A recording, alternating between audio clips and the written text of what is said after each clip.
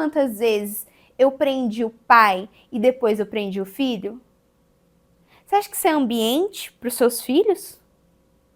É isso que você quer que seus filhos cresçam e achem normal ir procurar o pai em delegacia?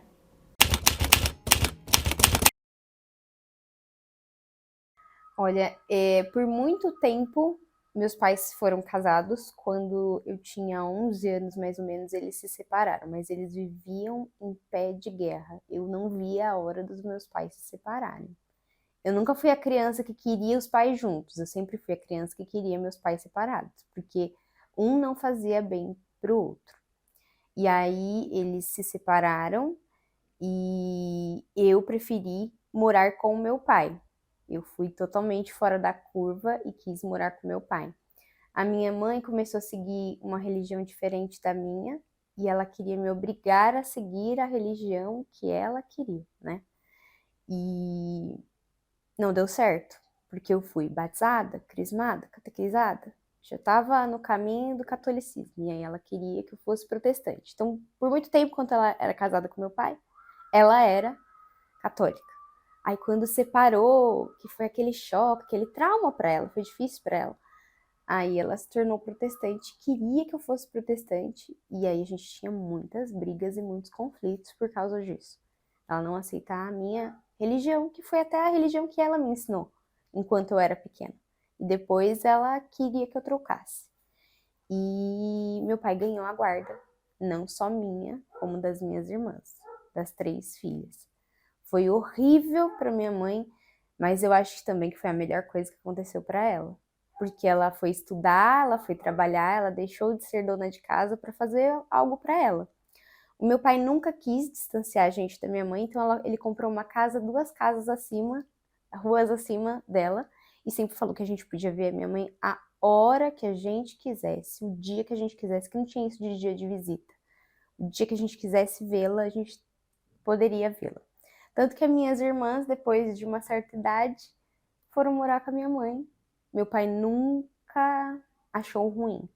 Então, para mim, ter pai presente sempre foi óbvio depois da separação, porque ele sempre cuidou de mim. Era ele que me levava nas minhas apresentações de ginástica, era ele que me levava quando tinha um evento da igreja, era sempre ele que fazia de tudo por mim. Não que minha mãe não fizesse, ela fazia, né? Mas eles separados, meu pai fazia mais. A minha mãe sempre foi mais do cuidado, enfermeira. Quando a gente ficava doente, ela cuida. Ela, agora mesmo, esses dias não estava bem, ela vai, pega remédio, me traz. Então ela é mais dessa parte do cuidado. E o meu pai sempre foi muito participativo. Então, eles separados, eles sempre me fizeram bem. Eles não me faziam bem quando eles estavam juntos, naquela briga eterna. Eles brigavam muito e por besteira, incompatibilidade mesmo, sabe? Não se conversava. Minha mãe era extremamente sobrecarregada, hoje em dia eu consigo ver isso. Então, 3 filhas, uma perto da outra, e aquela falsa ilusão de que ficar em casa é algo bom. Eu falo que eu puxei uma coisa da minha mãe, que eu não nasci para ser dona de casa. Eu não nasci para ficar em casa e servir ao lar. Minha mãe também não. Minha mãe não nasceu para ser dona de casa. Ela não tem a vocação. Ela tem vocação para trabalhar, para estudar. E aí, naquela época, nunca foi algo assim que meu pai impôs a ela, mas a sociedade impunha. Você tem 3 filhos, você vai trabalhar, né? E então ela era dona de casa. E aquilo não fazia bem para ela. Vivia estressada. Vivia irritada. E isso gerava muitas brigas e muitos conflitos dela com meu pai. Ela sempre tentou empreender, sempre foi muito boa, então fazia ovo de Páscoa e tal. Mas a vocação dela não era ser dona de casa, não. Era trabalhar. Por isso que eu falei, quando ela separou do meu pai, foi difícil, foi dolorido, mas a guarda foi pro meu pai e ela teve o tempo dela, foi bom para ela. Trabalhar, estudar e ter uma carreira, e ter um tempo para ela. Era o que ela precisava. E o meu pai sempre foi um bom pai, um pai participativo, um pai, né? Então, que nunca impediu visita, nem nada disso. Então foi bom para ela.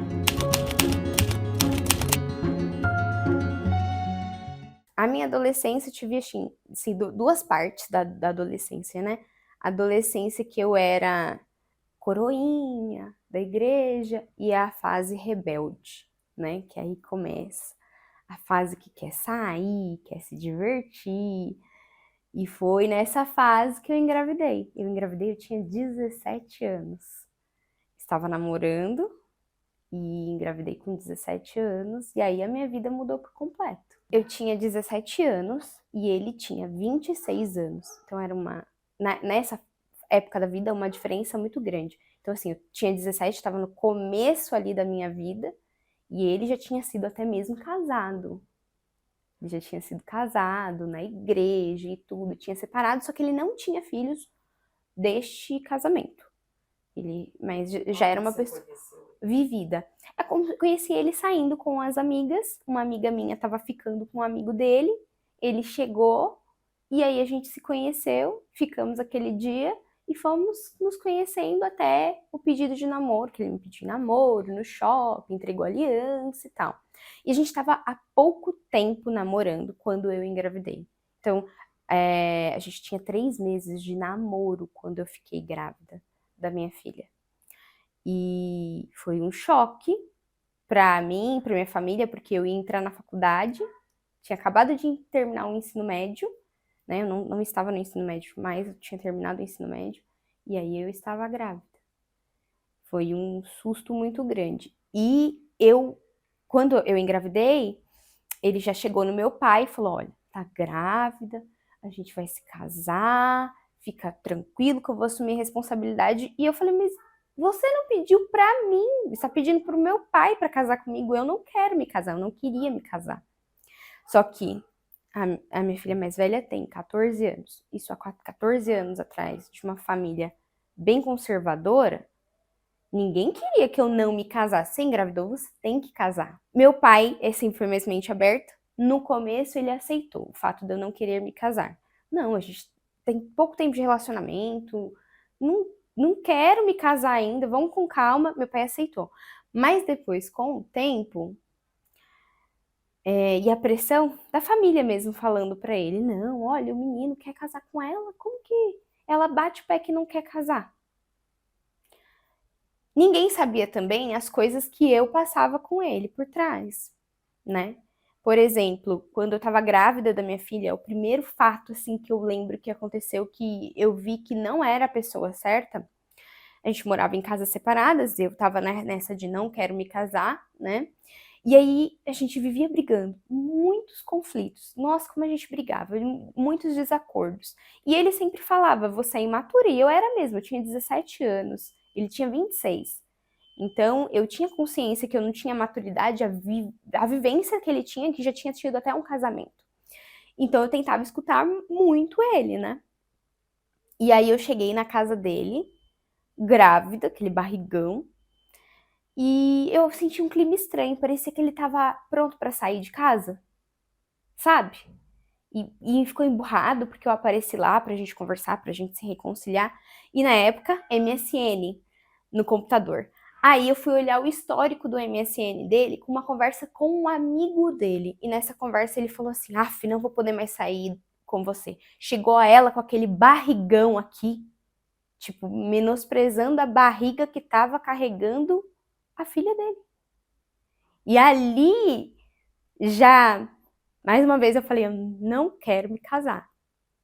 Não vai dar certo. Eu voltei para casa depois dessa briga que a gente teve, porque eu passei a noite inteira lá com ele, me remoendo de ódio, e aquela briga, e ele ainda achando ruim, porque eu invadi a privacidade dele, de ter mexido no computador dele, visto a mensagem que ele trocou com o amigo dele. Em momento nenhum ele pede desculpa ou se arrepende do que ele falou.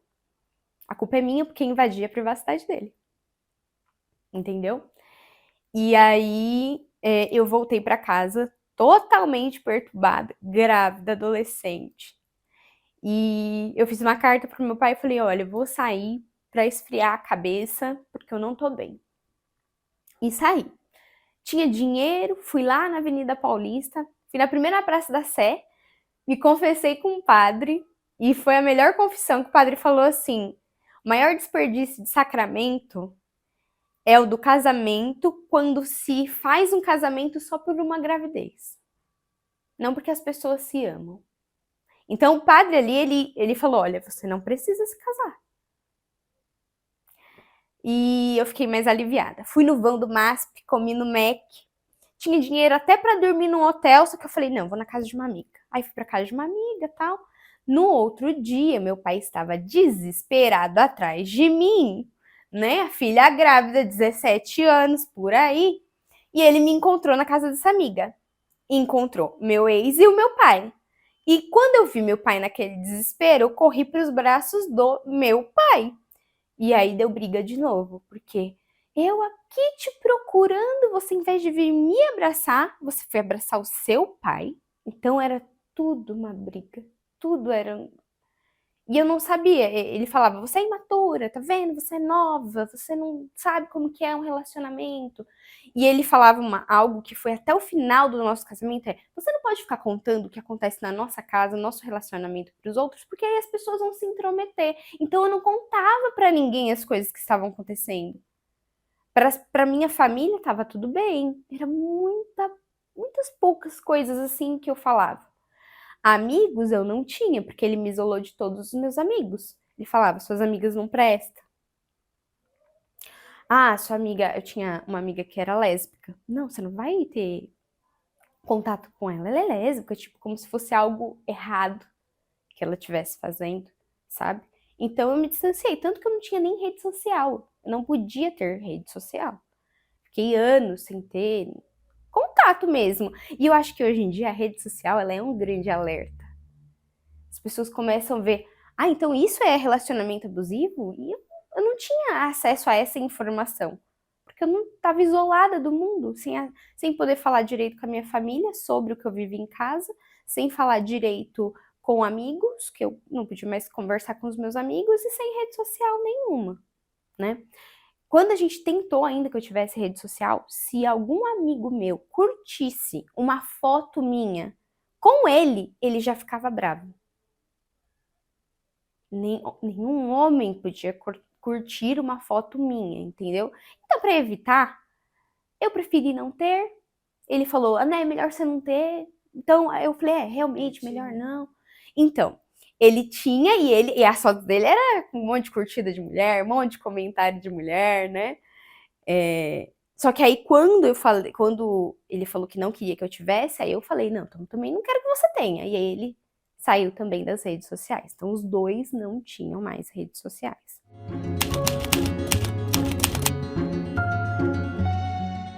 O nascimento da minha filha foi assim, eu acordei e eu estava perdendo líquido. Estava na casa do meu pai. Minha madrasta que me falou, olha, eu acho que você tá perdendo líquido, que você tem que ir pro hospital. Meu pai que me levou pro hospital, então eu liguei pra ele. Ele veio direto de uma balada. Tinha passado a noite fora. Chegou no hospital virado. E eu ia fazer o quê? Eu precisava de auxílio naquele momento. Tava parindo, né? E ele ficou comigo, eu aceitei. Foi um parto muito difícil, porque eu tava perdendo líquido amniótico. E aí o hospital que eu tava, hospital público, né? Que eu tava fazendo pré-natal, tudo, tava com uma bactéria hospitalar. E aí eles não iriam poder fazer uma cesárea. Eles já viram que seria uma cesárea, que eu estava perdendo líquido, 37 semanas, não pode ficar muito tempo sem perder líquido e não tinha um dedo de dilatação. Me encaminharam para outro hospital. Nesse outro hospital foi horrível, 2 dias de ocitocina. Aí eu já tinha 18 anos, então eu não tive direito a acompanhante no hospital. Fiquei sozinha. Mas ele ficou lá na recepção a todo tempo, me esperando. E quando a minha filha nasceu, eu achei que ele iria mudar. Aquela falsa esperança de, não, agora ele vai tomar jeito. Não foi assim. Até 1 ano de idade, nessa primeira parte, principalmente no puerpério, foi horrível. Porque ele não conseguia aceitar essa vida de ficar dentro de casa cuidando de uma mulher e uma criança. Aí eu fiquei alguns meses na casa da mãe dele, com ele, porque a parte do puerpério, meu pai trabalhava fora, minha madrasta também, não tinha ninguém para cuidar de mim. Então eu fiquei com a mãe dele cuidando de mim. Depois eu voltei para casa do meu pai. Já tinha uns 2, 3 meses. E essa parte do puerpério, sempre com muitas brigas e conflitos, principalmente por isso dele gostar de sair e querer sair e eu não, muitas brigas. A gente terminou e voltou durante esse 1 ano várias vezes e sempre foi assim. A gente terminava. Quando ele via que eu estava bem, nossa, tô conhecendo alguém, tô conversando com alguém, ele voltava. Pedia desculpa, dizia que ia mudar, que a gente tem uma família, que a gente tem uma filha e não sei o quê. E a minha família sempre apoiou. Tipo, ele é o pai da sua filha, você já deveria ter se casado, sabe? Ninguém sabia desses conflitos, entende? Então eles apoiavam que eu ficasse com ele. E aí quando a minha filha fez 1 aninho de idade, 1 aninho, nessa volta, então eu tava ali bem tranquila, feliz, tal. Não. Volta comigo, porque você tá bem. Se eu estivesse sofrendo, chorando por ele não pedia para voltar. Era eu estar bem que ele queria voltar, entende? Sempre foi assim, e foi assim até o final do casamento. Aí quando a minha filha fez 1 aninho, eu engravidei do meu filho, do meu segundo filho. E aí a gestação do segundo filho foi diferente, ele ficou mais calmo, ele teve mais responsabilidade.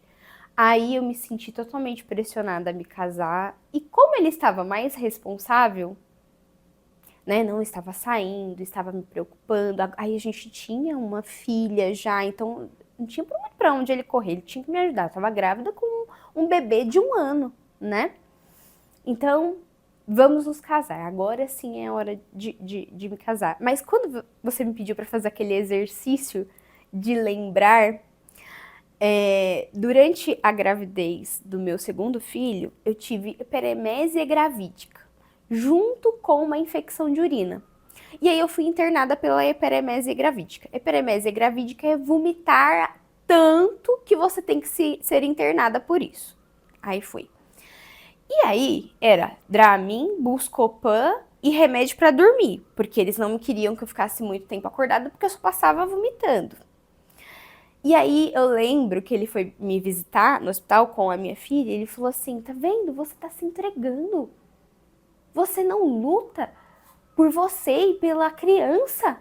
Você tá se entregando. Eu não tava me entregando, eu tava dopada. Eu tava muito medicada. E então ele sempre teve um problema de ser o centro das atenções do meu mundo, e quando essas atenções ela desviava e eu não conseguia demonstrar aquela felicidade, assim como eu não consegui demonstrar aquela felicidade quando eu vi ele e o meu pai, eu preferi abraçar o meu pai no hospital, como eu vi ele e eu estava dopada, eu queria só dormir, eu não queria conversar. Ele ficou indignado. Como que eu venho te ver, trago a sua filha, tô aqui cuidando, e isso ele ainda tacou na minha cara como se fosse algo muito, estou aqui cuidando dela e você tá aí e não faz questão de levantar para me dar um abraço, que eu tava dopada, tava extremamente medicada, eu só sabia dormir e eu preferia ficar dormindo do que acordada vomitando, né? Eu não podia mais me casar na igreja, porque ele já tinha sido casado na igreja. E então teria que pedir uma anulação deste casamento para que a gente conseguisse se casar na igreja. E eu nunca fiz questão, porque eu tinha certeza que ele não era o homem certo. Sabe que desde o primeiro momento você olha e fala assim, lembrando da fala do padre, eu não vou desperdiçar um sacramento com uma pessoa que já fez tudo isso comigo. Sabe quando você sente que não vai dar certo? Que no final não vai dar certo? Era aquilo que eu sentia. Vou esperar meus filhos crescerem um pouco. Se isso não mudar, eu vou me separar. A gente morava nos fundos da casa do meu pai, primeiro, antes de comprar o nosso apartamento. Vocês casaram como? Você falou que você não casou. Não casou. Primeiro a gente só juntou. A gente só foi fazer contrato de união estável quando a gente comprou o nosso apartamento. Enquanto morávamos na casa do meu pai, a gente não tinha nem contrato de união estável. Só juntamos, reformamos a casa, onde a gente ia morar lá na casa do meu pai, compramos móveis e juntamos. No período que a gente ficou na casa do meu pai, a gente tinha atritos, mas não tantos.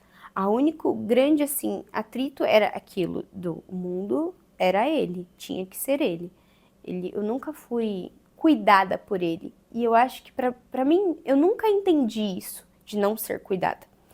Ele tinha um comércio e ele vendeu esse comércio. Então, ele guardou esse dinheiro para montar um outro comércio. E nesse período, ele sempre foi um homem provedor.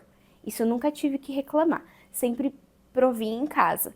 Só que aí nesse período ele não podia gastar dinheiro. Ele ia abrir com o dinheiro da venda, ele ia abrir outro comércio. E aí eu comecei a trabalhar no shopping. Eu trabalhava no shopping e aí, final de ano, a gente sai meia-noite do shopping, porque as lojas ficam abertas até tarde.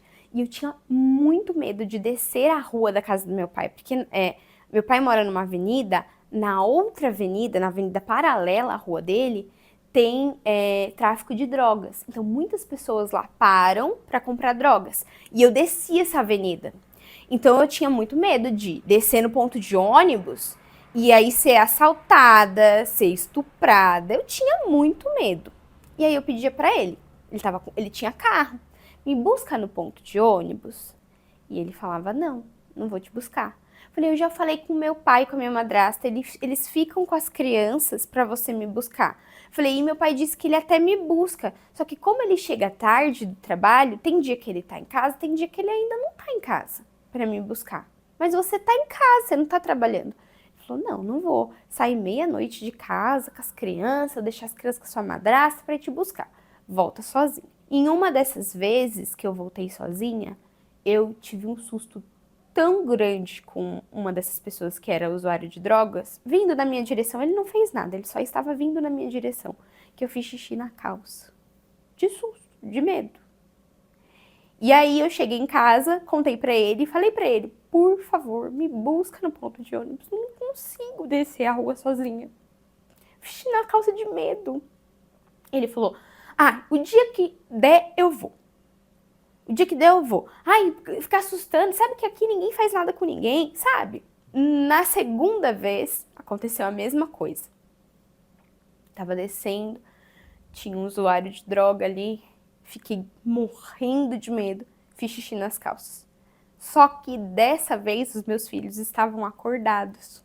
Quando eu cheguei em casa chorando, falando que tinha feito xixi na calça, ele começou a rir da minha cara. E a coisa mais dolorida foi ver os meus filhos rindo de mim, porque ele fazia as crianças rir. Olha sua mãe, olha a idade da sua mãe fazendo xixi na calça. 2 crianças, 2, 3 anos.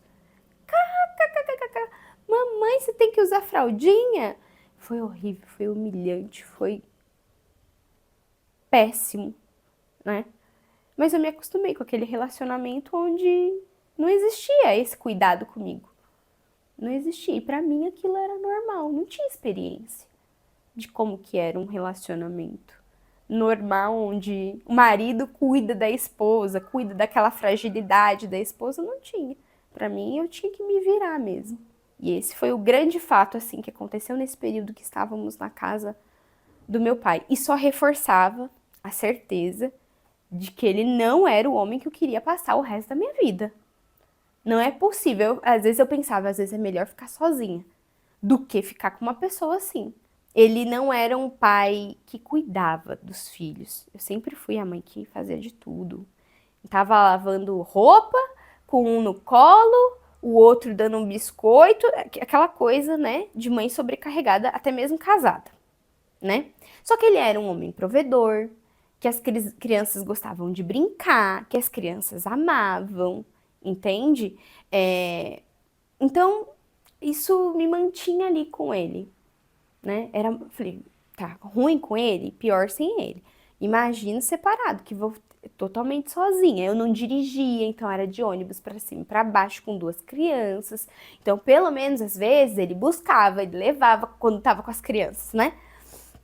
Então, me mantive ali.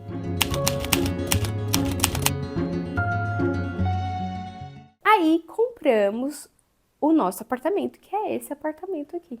Compramos esse apartamento, saímos da casa do meu pai. Eu entrei na faculdade, fazia faculdade de manhã e trabalhava à tarde. As crianças, faculdade de educação física. As crianças foram. Eu fui bailarina, né? Fui bailarina quando eu era criança, bailarina e ginasta. Só que para você dar aula, não basta só o DRT de bailarina. Muitas escolas pedem a licenciatura. Então eu fiz. Comecei a estudar. E eu vi a chance de, aqui, quando eu me estabilizasse, isso continuar, eu vou poder sair disso aqui, né? Fui criando a coragem mesmo dentro do relacionamento, né? E aí, viemos morar aqui, a condição financeira dele melhorou, né? O comércio que ele tinha estava indo para frente e tal. E ele achava um grande absurdo que meus filhos estudavam em período integral e eu passava o dia inteiro fora em vez de cuidar da casa. E eu tenho uma prima que ela é do lar, minha prima, do lar. E aí ele falava assim pra ela: fala pra sua prima, convence a sua prima a ela ficar em casa, eu pago um salário mínimo pra ela ficar em casa. Eu falava: Deus que me livre, porque trabalho de casa é 24 horas por dia, aí pronto, aí me pagando, aí que ele não vai ter hora pra mim parar. Se ele quiser que eu faça alguma coisa meia-noite, eu vou ter que fazer, porque ele tá me pagando um salário mínimo. Falei, não, prefiro receber um salário mínimo trabalhando fora e estudando do que... Meu salário era para pagar a faculdade.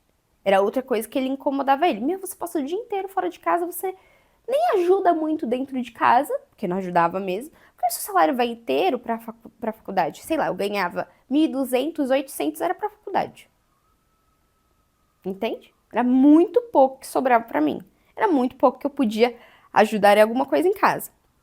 Então ele tinha que providenciar tudo mesmo. E aí ele tentava me convencer, falar que se eu ficasse em casa, ele iria me pagar um salário, que não iria faltar nada para mim. Olha, se você quiser, eu te dou dinheiro para você comprar roupa, para você comprar calçado, você fica tranquila, mas eu nunca quis.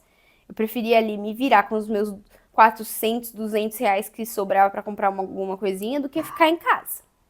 Que eu sabia que era a oportunidade que eu teria de um dia sair daquele relacionamento, né? E foi assim, aos poucos, aí eu tirei a carta, né? Fui conseguindo empregos melhores, enfim, as coisas foram se arrumando nesse âmbito. E aí a minha vida não girava mais tanto em torno dele, girava mais sobre mim mesmo. E aí começavam os conflitos, né? De como assim? Você não tem tempo de chegar em casa e fazer uma massagem nos meus pés? Ele ficava indignado disso. Ele queria sabe a Bela Recatada do Lar? Que faz aquele, como que é mesmo? Aquele tipo salmoura? Coloca sal e faz massagem nos pés. Ele queria isso, que o meu mundo fosse isso. Que fosse ele, cuidar dele, dos filhos, da casa. Então a gente tinha muitas discussões por causa disso. Na cabeça dele eu não era uma boa dona de casa, porque ele chegava em casa e tinha um monte de coisa para fazer. E ele não queria fazer, porque assim, eu já provenho tudo para dentro de casa. Seu salário é para você pagar sua faculdade e sobra bem pouco, então você também tem que ter a obrigação de fazer tudo dentro de casa. Era horrível, era extremamente cansativo. Então essa jornada tripla de estudar de manhã, trabalhar à tarde, chegava à noite, cuidava da casa, era uma realidade para mim, porque eu sabia que eu não podia contar com ele. Ele, como ele era o provedor da casa, na cabeça dele ele não tinha obrigação nenhuma nas tarefas domésticas, né? E era uma briga. Então eu chegava em casa, ele queria a janta pronta e ele sempre gostou muito de fartura. Então não era não é arroz, feijão e um ovo frito. Não, é arroz, feijão, bife a cavalo com batatinhas fritas, né? Então ele vem de uma família que é essa fartura. A mãe era do lar, a mãe cozinhava fartamente. Então ele queria que eu me espelhasse na mãe dele. Quantas vezes? Não, vai lá na casa da minha mãe que ela vai ensinar você a fazer o que eu gosto de comer. Eu gosto disso. E aí aprendi a cozinhar para ele. E tentava, só que é impossível você dar conta de tudo isso sozinha. Então, obviamente, ficava muitas coisas para fazer. Eu não dava conta de... Muitas vezes ele comia arroz, feijão e ovo e salada, que era o que dava para fazer. E aquilo para ele era um absurdo. Como que você não tem disponibilidade de chegar em casa e fazer massagem nas minhas pernas, nos meus pés? Sendo que eu banco a casa. Quantas vezes eu não me vi nessa cozinha, cozinhando, aí um nas minhas pernas, mamãe isso, mamãe aquilo, outro sentado na mesa e ajudando a fazer lição de casa, e ele aqui. Celular, televisão, nada acontecendo, o mundo caindo e nada, entendeu? Acontecendo. E na cabeça dele eu tinha que dar conta. Você não escolheu trabalhar fora e estudar, mas você sabia que você tinha suas obrigações em casa, agora se vira. Então, eu nunca tive muito apoio nesse ponto. Ele nunca foi ciumento em relação a eu fazer faculdade, tipo, ai, outro homem, não. Isso não. Mas o que incomodava era, eu não tinha tempo para dar atenção a ele. Não tinha tempo para dar a atenção que ele achava que eu deveria dar. De ser a mulher que ele achava que eu deveria ser, bela, recatada, do lar, cuidando da casa como a mãe dele foi. E nunca foi o que eu quis pra minha vida. Em nenhum momento ele sentou e falou assim, o que você quer pra sua vida? Não. Eu tinha que ser o que ele queria. Aí começou os conflitos de celular. Ele tinha a senha do meu celular, mas eu não tinha a senha do celular dele. E aí se eu trocasse a senha do meu celular. Você tá me traindo, você tá aprontando, tá acontecendo alguma coisa. Então, assim, quando ele tinha a senha do meu celular, às vezes eu preferia que ele tivesse, porque ele ficava tranquilo. Ele investigava tudo e não me enchia o saco. Agora, se eu pegasse o celular dele, tá invadindo a minha privacidade. O que você quer no meu celular? Meu celular só tem coisa de trabalho. Eu nunca tive acesso, por exemplo, às contas dele. A gente nunca teve conta conjunta, sabia quanto que ele ganhava, nada. Ele sempre foi provedor. O que eu precisava, ele provinha para casa, despesa, mas saber o quanto, não sabia, entende? Sempre teve bons carros.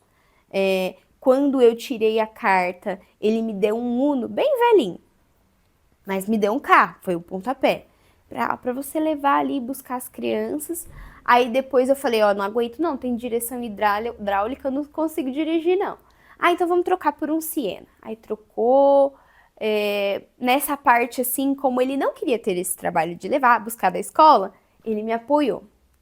Conseguiu me apoiar ali a tirar carta, conseguiu entender que era necessário e tal. E aí, pra mim, na minha cabeça, a minha vida até que estava fluindo bem, ó. Tô estudando, trabalhando, eu tenho que aceitar ali algumas coisas, como não mexer no celular dele, né? Eu senti que tinha alguma coisa errado? Claro que sentia. Por que ele podia revirar meu celular e eu não podia olhar o celular dele de jeito nenhum? Chegava uma mensagem, nossa senhora, pega o celular, não deixa eu ver. Levava pro banheiro, colocava embaixo do travesseiro na hora de dormir. Era assim. Eu não tinha... sabe quando você usa o GPS que você coloca assim? Era sempre o meu celular que ia no GPS. Até ele comprar um carro que tivesse a telinha do GPS. Porque senão era o meu celular. O dele não, porque aí chegava a notificação e eu ia ver. Entendeu? Então eu não tinha acesso nenhum a nada disso. Só que aí veio o divisor de águas, nascimento do meu sobrinho, do filho da minha irmã. Ele saiu e voltou 2 dias depois. Totalmente alcoolizado. Posso falar isso? Desculpa. Pode? Voltou totalmente alcoolizado.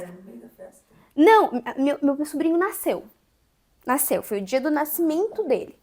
Segundo ele, saiu para comemorar o nascimento do meu sobrinho. Até aí eu não liguei. O filho da minha irmã saiu com o então marido da minha irmã para comemorar. Voltaram 2 dias depois. Ele totalmente transtornado, assim, desfigurado. Só que como aquilo nunca tinha acontecido, sempre saía assim, chegava um pouquinho mais tarde, 10, 11 horas. Mas às vezes eu até preferia, porque eu não ficava aqui me enchendo o saco, pedindo massagem, pedindo a comida que ele quer. Era melhor que chegasse tarde mesmo, entendeu? Não achava ruim, não. Mas 2 dias depois, imagina, né? Você tava até preocupada. Eu falei, pronto, morreu, né? Enfim, voltou. E aí, não conta isso pros meus pais. Não conta, me desculpa, me perdoa. Não conta isso pros meus pais. Os pais dele, eu não entendia. Os pais dele falavam assim pra mim, ó. Ele não pode beber bebida alcoólica. De jeito nenhum. Aí eu achava exagero, porque quando ele tava comigo ele bebia. E bebia, assim, conscientemente, não ficava alterado, não. Eu não entendia, eu falava, nossa, os pais dele é exagerado, né? Aí os pais dele não, porque quando ele era mais novo, ele ficou até internado. Ele é adicto. Eu falava, exagero deles. Aqui ele bebe socialmente, tá? Só depois desse dia que eu fui entender que ele realmente tinha ali um lado que eu nunca tinha visto, que era o de beber e não saber parar, de passar a noite fora, de chegar em casa transtornado. Quando a gente se conheceu, ele fumava. Quando a nossa filha nasceu, ele parou de fumar. E quando ele bebia, ele voltava a fumar, ele se transformava, era outra pessoa. Aí eu fui entender o que os pais dele, eles tinham tanto cuidado com o filho, que nem aquele vinagre balsâmico, eles colocavam pra ele, porque tinha um teor alcoólico. Aí ele, pelo amor de Deus, não conta pro meu pai, não conta pra minha mãe. Mas onde que ele tá? Não sei. Não sei. Bebendo por aí. Depois, o marido da minha irmã contou pra minha irmã que eles estavam nessas casas de mulheres, né? Mas ele jurou de pé junto que eles não ficaram com ninguém, que eles estavam lá só jogando maquininha. Esses caça-níquel, que lá tem e não sei o que, e bebendo. Foi só isso que eles fizeram. Tá bom. Eu não sei quem é mais trouxa, sou eu ou sou minha irmã, né? Que as duas continuaram. E vamos, né? A criança, meu sobrinho acabou de nascer. Eu já tô com 2 aqui. Foi a única vez que isso aconteceu. Vamos continuar. Só que aí isso começou a virar um hábito.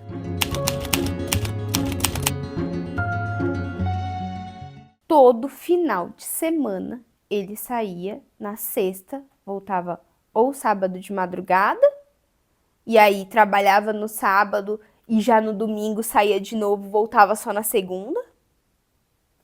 Ou às vezes ficava sexta, sábado, domingo, eu nem via.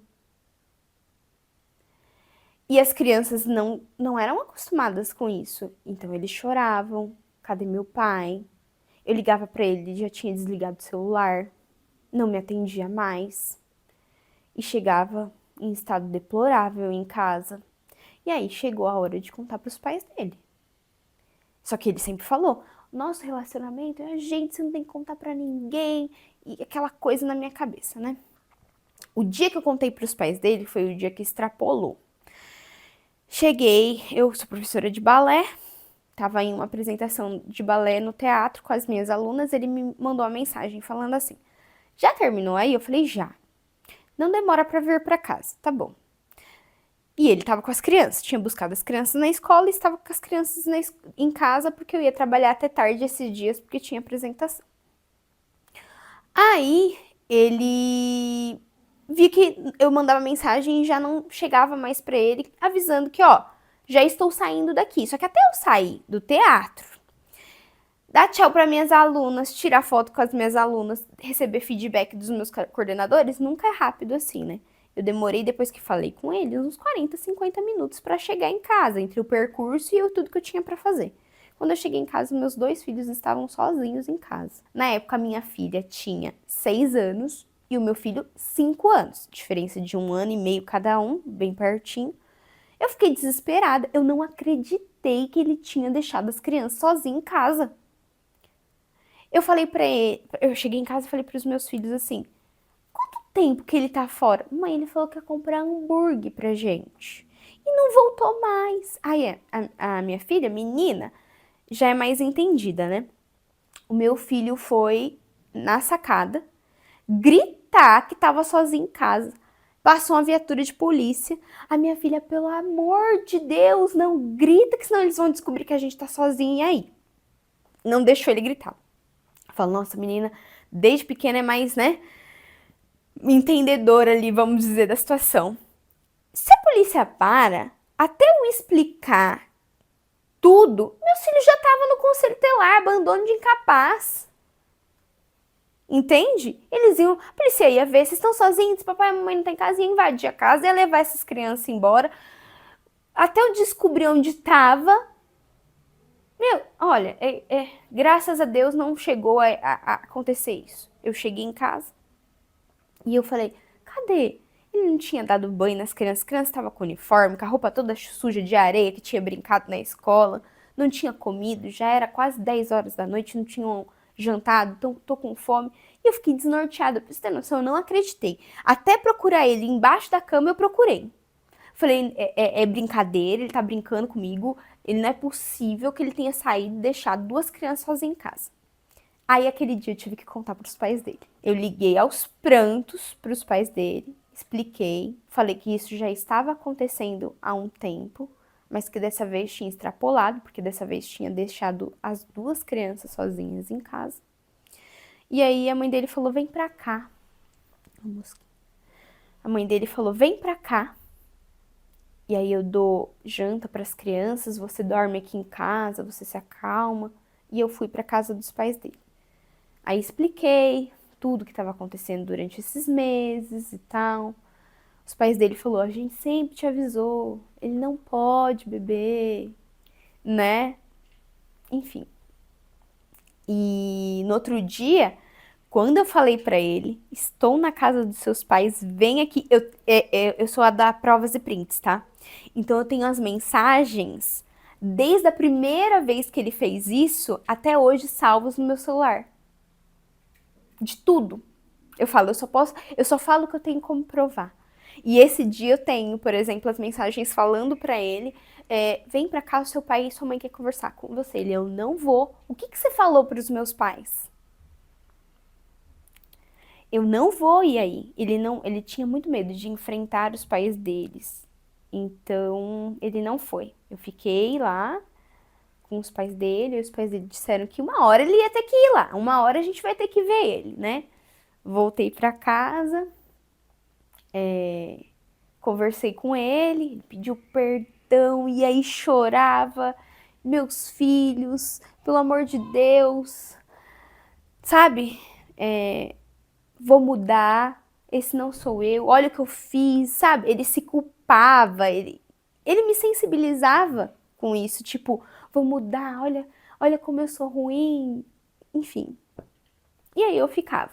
Só que, mais uma vez, acontecia. Voltava a acontecer. Durante a semana, era o chegar tarde. Às vezes, chegar meia-noite, 1h da manhã. E final de semana, virava, né? E aquilo tava acabando comigo. Por quê? Eu passava a noite em claro, com medo. As crianças rezando, pedindo pra Deus pra proteger o pai, porque o pai tava na rua. Meu Deus do céu. Ele chegava 5, 6, 7 horas da manhã e ia dormir.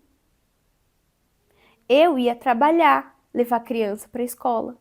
Eu perdi as contas de quantas vezes ele não ia trabalhar porque o comércio era dele, ou dormia durante a manhã e só ia no período da tarde, e quem ia no meu horário de almoço, render o horário do almoço dos funcionários dele, era eu. Falei, ele não vai conseguir render o horário do almoço dos funcionários dele, eu vou lá.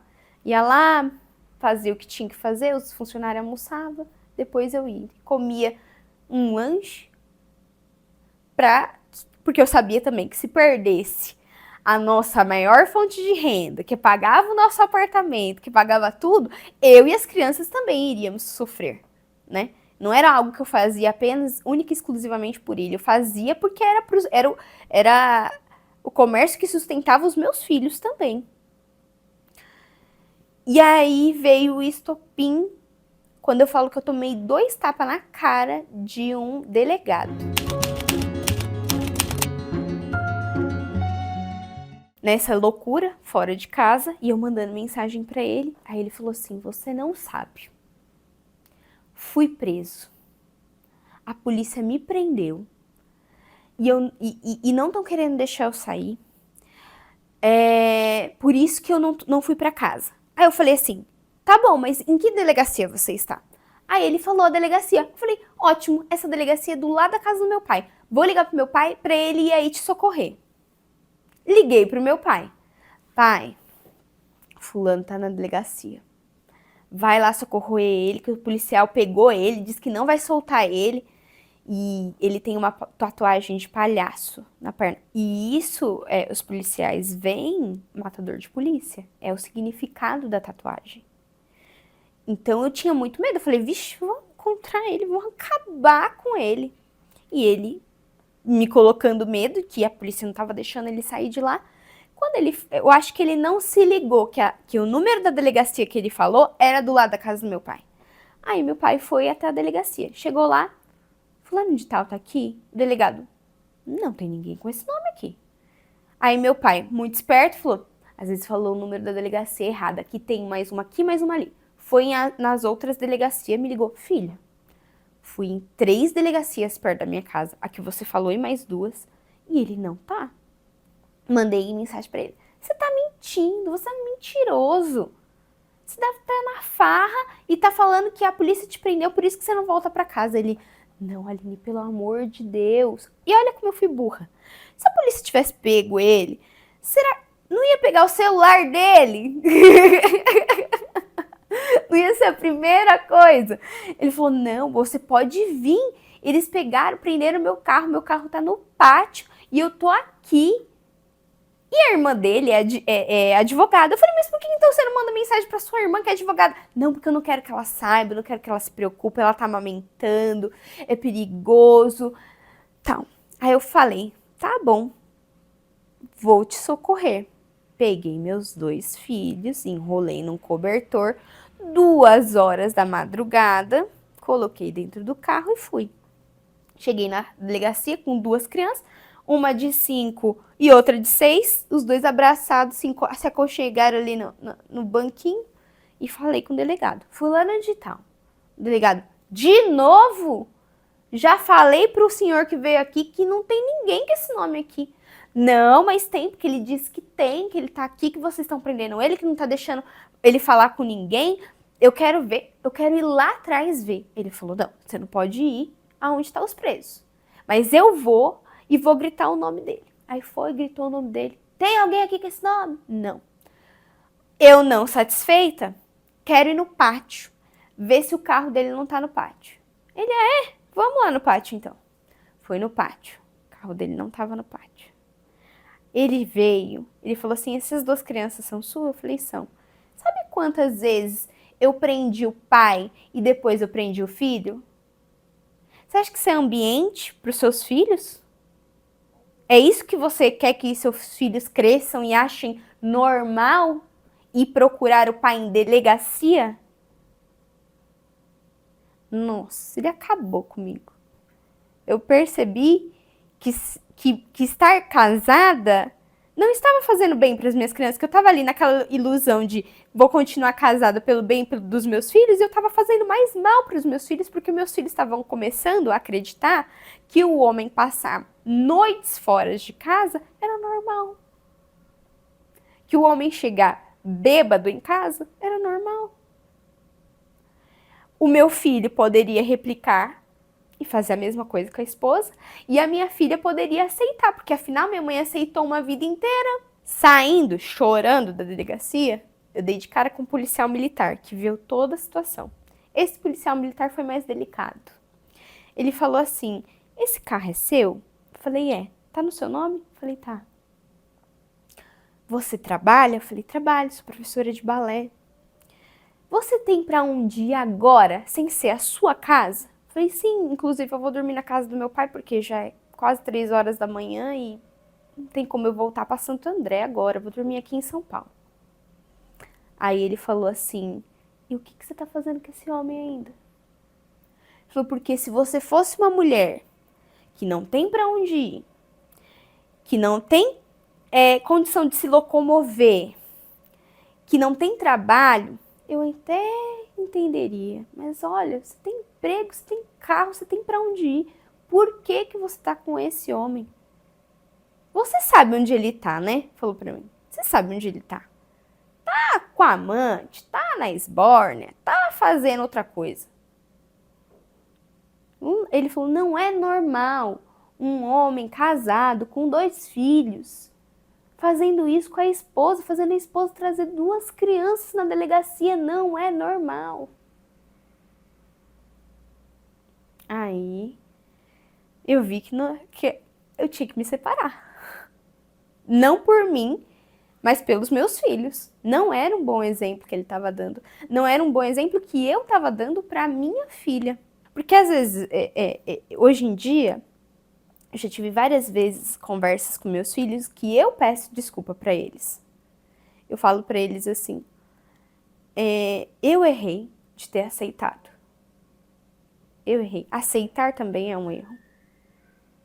Eu tinha para onde ir, para onde voltar, e achando que eu tinha que... Aquela falsa ilusão de vou lutar pelo meu casamento, vou lutar porque é minha família, porque ele cuida bem das crianças, até as crianças crescerem, eu tenho que permanecer aqui para que eles tenham a visão de família feliz e saudável. E é uma grande ironia, né? Porque eu não tive meus pais juntos e eu não vi a hora dos meus pais se separarem e demorou muito tempo para cair a minha ficha que estava acontecendo a mesma coisa com os meus filhos. Aquele pé de guerra dentro de casa e um mau exemplo de um relacionamento que não estava fazendo bem para ninguém. E foi aí que eu falei, eu vou me separar.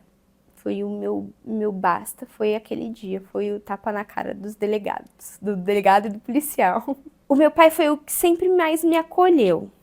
Nesse dia você voltou pra casa do teu pai? Nesse dia eu voltei pra casa do meu pai. E aí eu falei pro meu pai, pai, não dá mais, eu vou me separar. Ele falou, não dá mais, filha, faz tempo que não dá mais. Separa. Separa, o que você precisar, o pai tá aqui. Separa. Mas, a minha mãe, ela ficava em cima do muro. Ela falava assim, vamos deixar na mão de Deus. Deixar na mão de Deus, porque é só ele que sabe, tem as crianças, é muito difícil. Você se lembra quando a mamãe separou, como foi difícil e tal. Enfim, ela ficava mais em cima do muro. E eu lembro de ouvir de muitas amigas delas, que são religiosas fervorosas, que eu tinha que lutar, que eu tinha que brigar pelo meu casamento. Você vai deixar que isso atrapalhe? Isso é o demônio. Isso é o demônio que entrou na tua vida. Você tem que eu tinha que me converter, porque se eu me convertesse, ele iria mudar. Entendeu? Da mãe dele, eu também ouvia muito, tipo, que eu tinha que lutar por ele, que ele era uma pessoa boa, que no fundo eu sabia que ele era uma pessoa... Ela se pegava muito nisso no prover. Tipo, você sabe que ele é um homem provedor, ele dá tudo pra casa de vocês. Imagina se você se separar, não vai ser mais a mesma coisa. Parecia que tava adivinhando, né? Não vai ser mais a mesma coisa, ele não vai prover mais. Continua casada. Luta por ele. Enfim, era isso o que eu ouvia. Mas ninguém vivia o que eu vivia diariamente, né? É muito difícil você chegar em casa e encontrar a pessoa em estado lastimável, né? E ainda tem isso, né? Ainda tinha que ter vida sexual ativa. Como que você ia ter com uma pessoa cheirando, fedendo, não dá pra falar cheirando, né? Fedendo a álcool, depois de ter passado a noite inteira fora. E pra você ter noção, ele reclamava disso pros pais dele. Era a maior vergonha da minha vida ouvir a mãe dele falando pra mim, não, olha, você tem que transar, porque se você não fizer, ele vai buscar fora. E explicar pra ela que eu não conseguia, porque como que você consegue depois da pessoa sair, passa dias fora de casa, voltar fedendo pra dentro de casa? Como que você tem disposição? Como que você tem vontade disso? Até pra minha mãe, ele foi reclamar. E a minha mãe, como é da área da saúde, falou assim: ai, filha, às vezes você tem que fazer reposição hormonal. Por isso que você não tá sentindo vontade. Não era a reposição hormonal que eu precisava era me separar. Eu precisava ter alguém minimamente cheirosa do meu lado. Como que você, não é? A pessoa passou o dia inteiro fora, tá fedendo, cachaça dormindo do teu lado, às vezes não conseguia nem dormir direito, ia vinha pro sofá, falei, pelo menos aqui tem um cheiro mais agradável. Mas bati o pé e falei que ia separar. Sabe duas pessoas que sempre me apoiaram, que foi totalmente fora da curva? As irmãs dele. Elas sempre me apoiaram em tudo. Desde quando eu falei que ia estudar, quando ele dava alguma palavra contrária, elas falavam, ela vai estudar sim, ela tem que estudar sim, ela tem que trabalhar sim. Elas sempre foram sensacionais nesse ponto. E até hoje, elas são maravilhosas.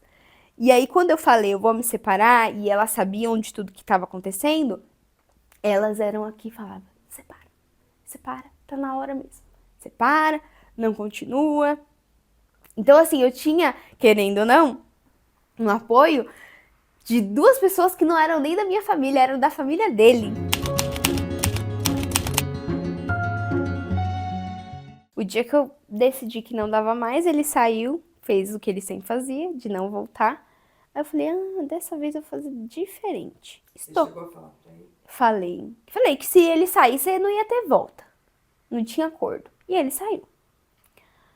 Aí fui no mercado, comprei umas coisas pra dentro de casa, umas guloseimas para as crianças, passei o trinco. Ele batia nessa porta, querendo derrubar a porta. Eu falei, eu não vou abrir, não te aceito mais dentro de casa. Não aceito. E aí ele foi. Aí voltou no outro dia. Bateu. Eu falei, não. Eu me tranquei o final de semana inteiro. Eu não fui pra lugar nenhum pra poder trancar o trinco e ele não entrar. Na segunda-feira, ele estava em estado lastimável, porque era muito cômodo. Vinha pra casa, tomava um banho, comia uma comidinha, se reestabelecia. Então era muito cômodo pra ele. Ele tinha vida fora e tinha o conforto de um lar, com comida, com cama quentinha, tudo, né? Tudo. Olha que cômodo. Eu falei, e se eu tirar essa comodidade dele? E se eu der um basta? Pra onde que ele vai se recompor? Não tem. Porque ele não vai botar na porta da casa dos pais dele. E aí, quando ele estava em estado lastimável na empresa, eu liguei pro pai dele. Vem aqui ver como que tá seu filho. Não quero mais ele dentro de casa. Ele veio, ele tava com uma roupa que eu não sei nem de quem que é. Pegou de alguém na rua, barba grande. Imagina, dias fora de casa, dias que eu não deixava ele entrar dentro de casa. E aí o pai dele veio, pegou as coisas dele, ele ficou bravo comigo, brigou comigo. Olha o que você tá fazendo, meus pais já são de idade, você fazendo eles passar nervoso, se acontecer alguma coisa com meus pais, a culpa é sua. Eu ia fazer o quê? Aí pegou os pais dele, pegou as coisas dele, levaram ele pra casa dele. Logo depois ele alugou um apartamento, saiu da casa dos pais. Os pais ficaram em cima, naquela vigilância pra não sair, pra não beber e tal. Que eu falo que passei, sabe? Essa responsabilidade não é minha, que é alívio. E as crianças, como que foi com as crianças? Os meus filhos, quando eu falei que eu ia separar, eles falaram até que enfim, porque você só fala que vai separar e não separa. Eles não aguentavam mais. As crianças, o meu filho tinha acabado de fazer 6 anos e foi também um estopim, que eu esqueci de contar, que no aniversário de 6 anos do meu filho, foi o primeiro ano que a gente fez em buffet. Então imagina, um ano inteiro pagando buffet. Ele pagou de uma criança, eu paguei de outra criança. E aí a festa da minha filha foi antes. Tudo bem, tudo ótimo. Na festa do meu filho, ele deixou a gente lá. Ele saiu porque ele teve uma discussão com os pais, porque os pais dele viram ele bebendo, brigou com ele, e aí ele saiu pra beber. e me deixou sozinha com as 2 crianças. Então, na hora do parabéns tem aquela entrada. Eu entrei com os 2 sozinha. Eu cantei parabéns sozinha. Eu lembro plenamente das pessoas olhando, algumas chorando, os amigos dele assim, indignados, cadê ele? Não acredito que ele deixou ela sozinha na hora do parabéns. As pessoas perguntando, você tá bem? Você precisa de ajuda? Por que ele saiu? O que aconteceu? Vocês tiveram uma discussão? Não, ele teve uma discussão com os pais dele, por causa de bebida, e saiu.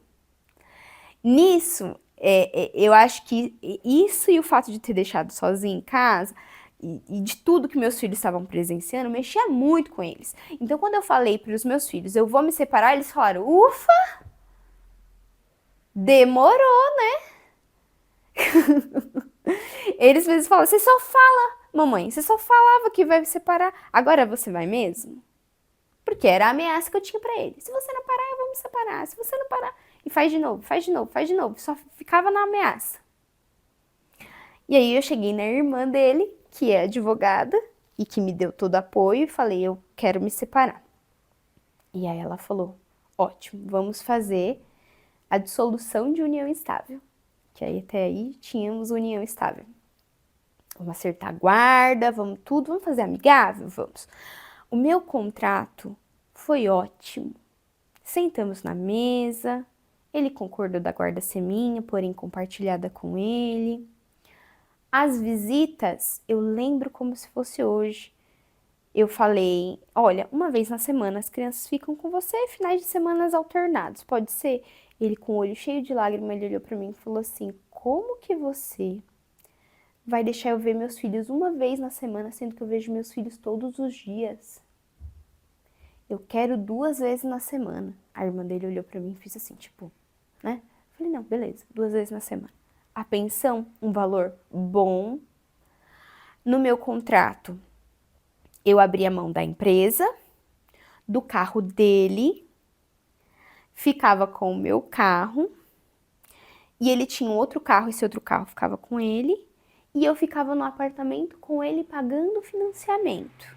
Na venda desse apartamento, como eu fiz usufruto, que eu ia fazer usufruto do apartamento até as crianças crescerem e atingirem 21 anos, ou até a gente quitar o apartamento e conseguir vender. Eu ficaria com uma porcentagem menor, porque ele foi pagando durante esses anos. E eu concordei.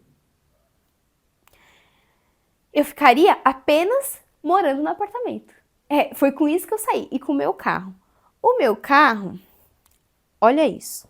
Durante o casamento, a gente comprou esse meu carro, que eu quis trocar. E aí ele falou assim, eu tava vendo o financiamento.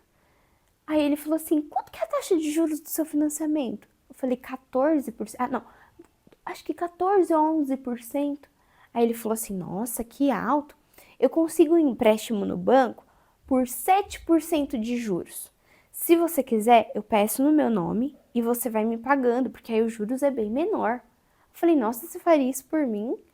Né? Totalmente desacostumada a ele fazer algo tão grandioso. Aí ele, claro, aceitei. Na hora do divórcio, o que eu falei? Pega quanto que ainda te devo, que eu te pago todo mês, pega lá o extrato do banco, lá, para ver quanto que eu devo, porque eu não quero sair te devendo, eu não quero continuar pagando para você por mês. Eu vou ver com meu pai se ele me empresta para mim quitar essa dívida com você. E ele enrolando e não trazia, não trazia. Aí na hora da separação ele falou assim, nunca houve empréstimo. Eu tinha o dinheiro e eu paguei para você. Falei, então eu te pagava juros mensais de um carro que era para levar os seus filhos para a escola, de um carro que inclusive você vivia usando, porque quando dele tinha algum problema, ou quando ele não queria, porque o carro dele era novo, era um Jetta, daquele TSI, não sei da quanto, aí ele vai num lugar que é mais esburacado, ele não quer levar o carro dele que é rebaixado, com as rodonas, ele pegava o meu para bater. Então você tá cobrando do carro que... Pra mim, aquilo ali foi tão absurdo. Só que pelo menos eu não tive que pagar o resto. Que a irmã dele falou, não, ela não vai te pagar sobre esse carro, né? O carro fica pra ela. Não tem... Acabou as dívidas aqui. E foi ótimo o meu acordo de separação. Mesmo eu não saindo com nada assim em dinheiro, para mim eu ia ter a minha casa, onde eu ia criar meus filhos até eles atingirem a maioridade, depois eu ia receber um dinheirinho da venda dessa casa e estava tudo certo.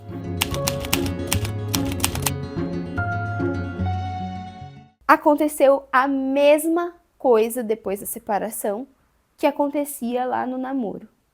Quando eu tava mal, triste, ele tava feliz. Comecei a sair, curtir, começou o inferno. Primeiro que ele mostrava para os meus filhos, ó sua mãe, fala que eu não bebo, ó ela bebendo. Tá com uma taça de vinho na mão já era o suficiente. Ó sua mãe saindo pra balada. Ó só aquele inferno. E ele voltou. Pelo amor de Deus, me perdoa, olha que família linda a gente tem. E eu ouvia direto que era: você nunca vai encontrar ninguém que te queira com 2 filhos. Ninguém vai querer. Olha como que você tá. Na época, eu pesava quase 20 quilos a mais do que eu peso agora. Então, eu tava com sobrepeso.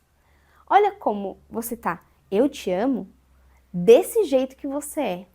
Eu te conheci, você era magrinha. Mas eu continuo te amando mesmo 20 quilos a mais.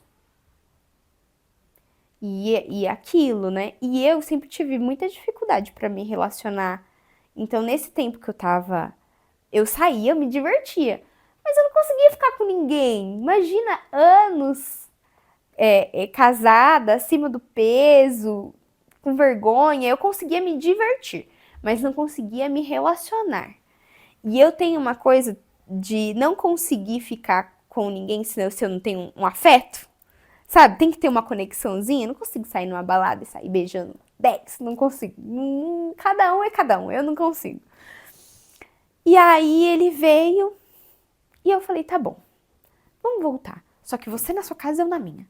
Não estou pronta pra voltar morando na mesma casa. Não durou um mês esse voltar nosso, cada um já tinha feito a dissolução de união estável, já tinha tudo, tá? Tinha sido aprovado, não durou um mês. Parece que ele quis me conquistar para ele poder terminar.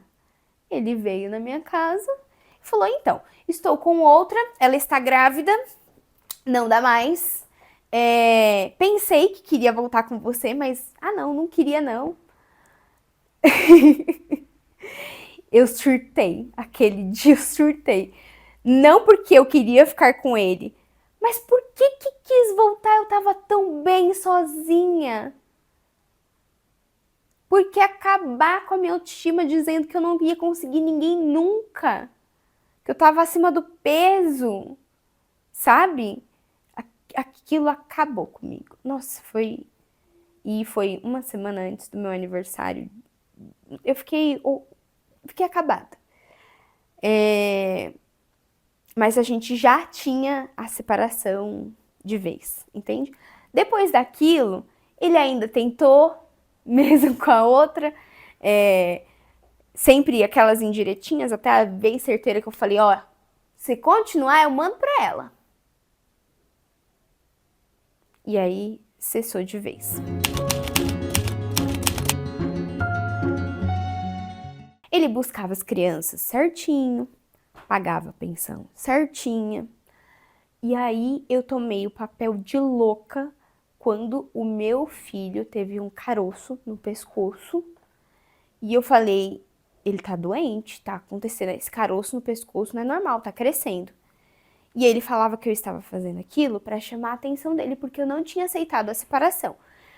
Aí, por exemplo, para as irmãs, para os pais, ele falou assim, ela não aceita a separação, ela não aceita que eu tô em outra família agora, ela não aceita. Aí ela fica inventando doença para o nosso filho, para ficar em contato comigo. E eu correndo atrás de médico, de especialista, não tinha convênio, passava tudo pelo SUS. O médico do posto foi excelente, ele acompanhou esse crescimento desse caroço. Então ele pedia um ultrassom a cada 2, 3 meses. E ele falou, olha, tá ficando maior, eu não posso pedir biópsia, porque o médico do posto, ele tem o que ele pode pedir e o que ele não pode pedir.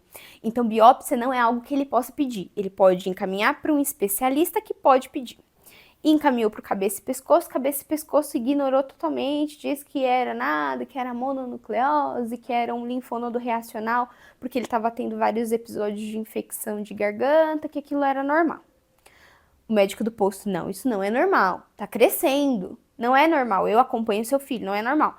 Agora eu vou te encaminhar para otorrino. A otorrino, vamos pedir um PAF, que é extrair o líquido de dentro para ver o que é. O genitor, para ir contra mim, falou, eu vou levar esse menino no hospital particular, vou pagar todos os exames, você vai ver que ele não tem nada, que você tá fazendo isso para chamar minha atenção. Foi e fez. O médico particular, mononucleose, infecção que tá dando várias ao mesmo tempo, e o linfonodo cresceu, mas ele vai diminuir, não é nada. E aí eu era a louca. Eu falei, olha, simplesmente não vou te comunicar de nada. Eu vou levar por mim mesmo, porque se eu fico falando com você, porque eu sou mal amada e tal. E fui e levei. Ele chegou uma vez na UPA Central com esse caroço e ele perdeu 5 quilos em um mês. Quando eu falei pro médico, eu falei, olha, ele perdeu 5 quilos em um mês, ele tá com esse caroço, eu tô esperando sair esse exame PAF, mas eu tô com medo. Tô com medo, eu como mãe, eu sinto que é algo grave. O médico solicitou a avaliação de cabeça e pescoço pelo CROSS, eles negaram. Aí ele, negaram, vou internar essa criança, só sai daqui com a avaliação desse caroço. Internou. E aí, quando internou, eu tava com a minha mãe no dia, minha mãe falou assim, Aline, não tem jeito, você vai ter que avisar o pai da criança. Avisei, ele foi pro hospital, aí na ambulância, que ele teve que ser removido de ambulância, ele fez questão de ir na ambulância junto com o nosso filho e tal. E aí não deu tempo de fazer o PAF. Chegou no hospital, eles viraram meu filho de ponta cabeça, de fazer todo quanto é exame nele, e tomo e ressonância, e exame de até teste de HIV. Todos os exames não davam nada. E aí a médica, a pediatra, falou assim, é o seguinte, eu quero biópsia desse caroço. Ah, mas ele é redondinho, ele não tem ramificações, não é algo cancerígeno. Ela falou, não quero saber. Essa médica foi um anjo, que ela bateu o pé e ela falou, não vou dar alta pra ele enquanto vocês não tirarem esse caroço dessa criança. Porque ela era pediatra, ela não era cirurgiã. E aí ficamos lá. No começo, ele super prestativo. Combinamos do quê? Eu passava o dia com o nosso filho, ele dormia à noite, porque eu estava de férias, ele estava trabalhando. Nada mais justo. Dormiu uma noite e falou, o quê? Tô com as costas todo dolorido, dormindo nessa cadeira de mau jeito. Não consigo dormir todos os dias. Vamos revezar? Falei, você tem noção que eu vou ficar 36 horas no hospital e você vai vir só 10, 12 horas, né? Ele, tenho, mas não tenho como fazer isso, você tem que entender e tal. Falei, tá bom. Ficava 36 horas. Um belo dia ele chegou com a minha mãe e falou, sua mãe vai vir dormir no meu lugar. Eu falei, não vai não. Eu falei, minha mãe não dorme no meu lugar que sou filha dela? Porque ela já é uma senhora de idade, eu não vou fazer ela ficar dormindo nessa cadeira. Vai dormir no seu lugar. Eu falei, se você quer que alguém durma no teu lugar, você traz o seu pai, a sua mãe, as suas irmãs, quem você quiser. A minha mãe não vai dormir no seu lugar. Se for pra ela dormir no lugar de alguém, ela vai dormir no meu lugar. Ai, é que a minha esposa tá grávida e tá passando mal. Eu falei, ela tá parindo? Não. Ela tá internada?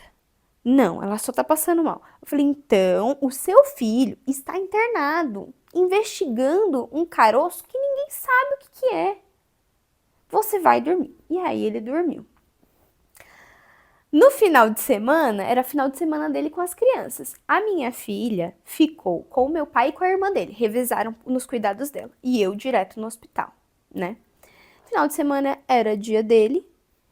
E aí, eu na minha cabeça inocente, pensei, domingo, ele não trabalha, ele vai passar o dia inteiro com o filho, né? Porque é final de semana dele, com as crianças. E aí eu liguei pra ele, eu tinha curso de aprendiz do evangelho de manhã, falei, vou pro meu curso, você fica com ele? Vou. Foi no meu curso, quando eu saí do curso, ele me ligou e falou, e aí, você não vai voltar pra cá? Eu falei, não, você vai passar o dia inteiro com ele, né? Sua folga e é seu final de semana. Eu vou pra casa, eu vou tomar banho, eu vou comer, vou descansar. À noite, eu vou pra aí e você vem embora. Ele falou assim, se você não vier, eu vou deixar ele sozinho aqui. Eu falei, você não é doido se deixar uma criança sozinha no hospital? O conselho tutelar vai fazer o quê com a gente? Vai tirar a nossa guarda? Ele falou, não vem pra você ver. Eu fui desesperada pro hospital. Chegando lá, a recepcionista falou assim, mãezinha, só troca de acompanhante a cada 4 horas, só tem 2 horas que ele tá aí. Eu não posso te mandar subir como acompanhante. Falou, relaxa. Ele fala isso, mas ele vai ficar às 4 horas. Vai tranquila. Na hora que ela me falou isso, ele passou por trás, tirou a etiqueta de acompanhante e colocou em cima da mesa. Ela olhou o nome da criança, digitou. Falou, sobe, mãe. Vai ficar com seu filho. Subi, mas eu chorava de raiva. Fora no corredor, liguei pra irmã dele, porque aí ele já desligou o celular, ele me atendia que ele sabia que eu ia fazer barraco, né? E aí, liguei pra irmã dele e falei, ele deixou ele sozinho ao final de semana dele. Eu passei a semana praticamente aqui, ó, 36, 40 horas cuidando. Um dia pra ele ficar o dia inteiro, ele não aceitou. A irmã dele só falou assim, mais tarde eu vou aí visitar meu sobrinho, a gente conversa melhor, e aí você vai pra casa. As enfermeiras, compadecidas com tudo que elas estavam vendo, falaram assim pra mim, mãe, deixa seu filho aqui no postinho, vai pra casa, toma banho, come e volta depois que a gente cuida dele. Ninguém vai chamar o conselho tutelar pra você, não. Pode ficar tranquilo. Aí eu fui pra casa, tomei banho, comi e voltei. E fiquei com meu filho. Aí no dia da cirurgia, ele apareceu de novo, querendo acompanhar a cirurgia. Mas eu tava doida, né? Falei, não vai? Quem ficou aqui a maioria do tempo fui eu, é eu que vou acompanhar meu filho na cirurgia. Ele ficou do lado de fora, acompanhei meu filho na cirurgia, graças a Deus foi tudo bem. O que era? Câncer. Linfoma de Hodgkin. A doida não tava tão doida assim, né? Quando eles abriram ele, tiraram, ele era redondinho, não tinha ramificações, não tinha nenhum... Estava ligado, então estava sendo alimentado pelo corpo dele, tinha as ligações, mas não tinha nenhum sinal de que era câncer. Então, os médicos falaram pra mim, mãe, fica tranquila. A gente vai mandar pra biópsia, mas fica tranquila que não é nada. Mas eu sempre falei que não era normal, que eu sabia que era alguma coisa. A minha mãe sempre lembra da fala que eu falava pra ela. Falei assim, mãe, é grave, não vai matar meu filho, mas é grave.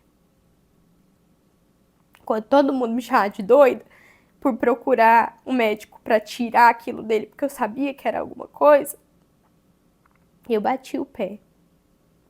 E aí eu fui na consulta de retorno com o médico, depois de alguns dias da biópsia.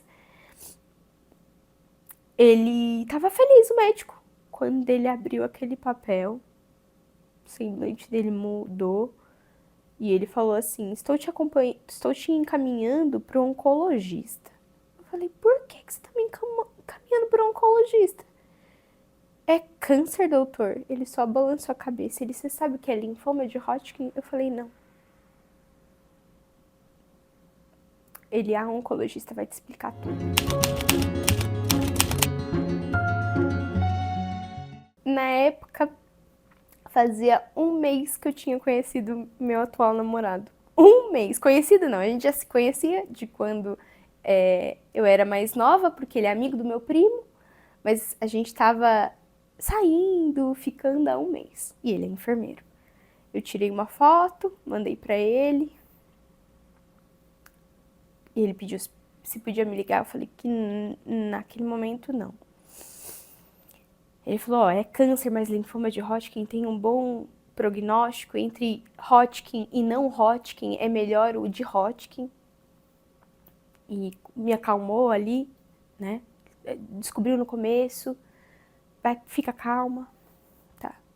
Eu agendei tudo que tinha pra agendar. Não derrubei uma lágrima. Agendei tudo.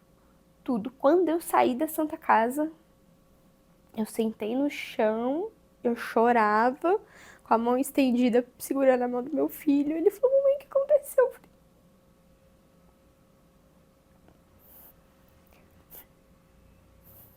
como que eu ia explicar para uma criança de 7 anos que ele ia enfrentar o maior desafio da vida dele? Que eu ia ter que dar uma medicação para ele tão forte, mas tão forte para curar ele, que aquilo ia acabar com... A segunda pessoa que eu tive contato foi com a irmã dele. A irmã do genitor. Eu liguei para ela e falei assim, estou te encaminhando a biópsia positiva para câncer. Gabriel vai começar essa semana. Peraí. Estou te enviando a biópsia. Nosso filho vai ter uma consulta essa semana com o oncologista. Envia para o seu irmão. Porque se eu for falar com ele, se eu for lá entregar esse exame para ele, eu vou fazer ele engolir esse exame. Porque eu não era louca, que estava procurando doença na criança. Ela ligou, pediu para eu ficar calma, que ia dar tudo certo e tal. A gente descobriu isso no dia 3 de maio de 2020. Dia 3 de março de 2020. Dia 13 de março de 2020, o mundo para, pandemia, tudo fecha.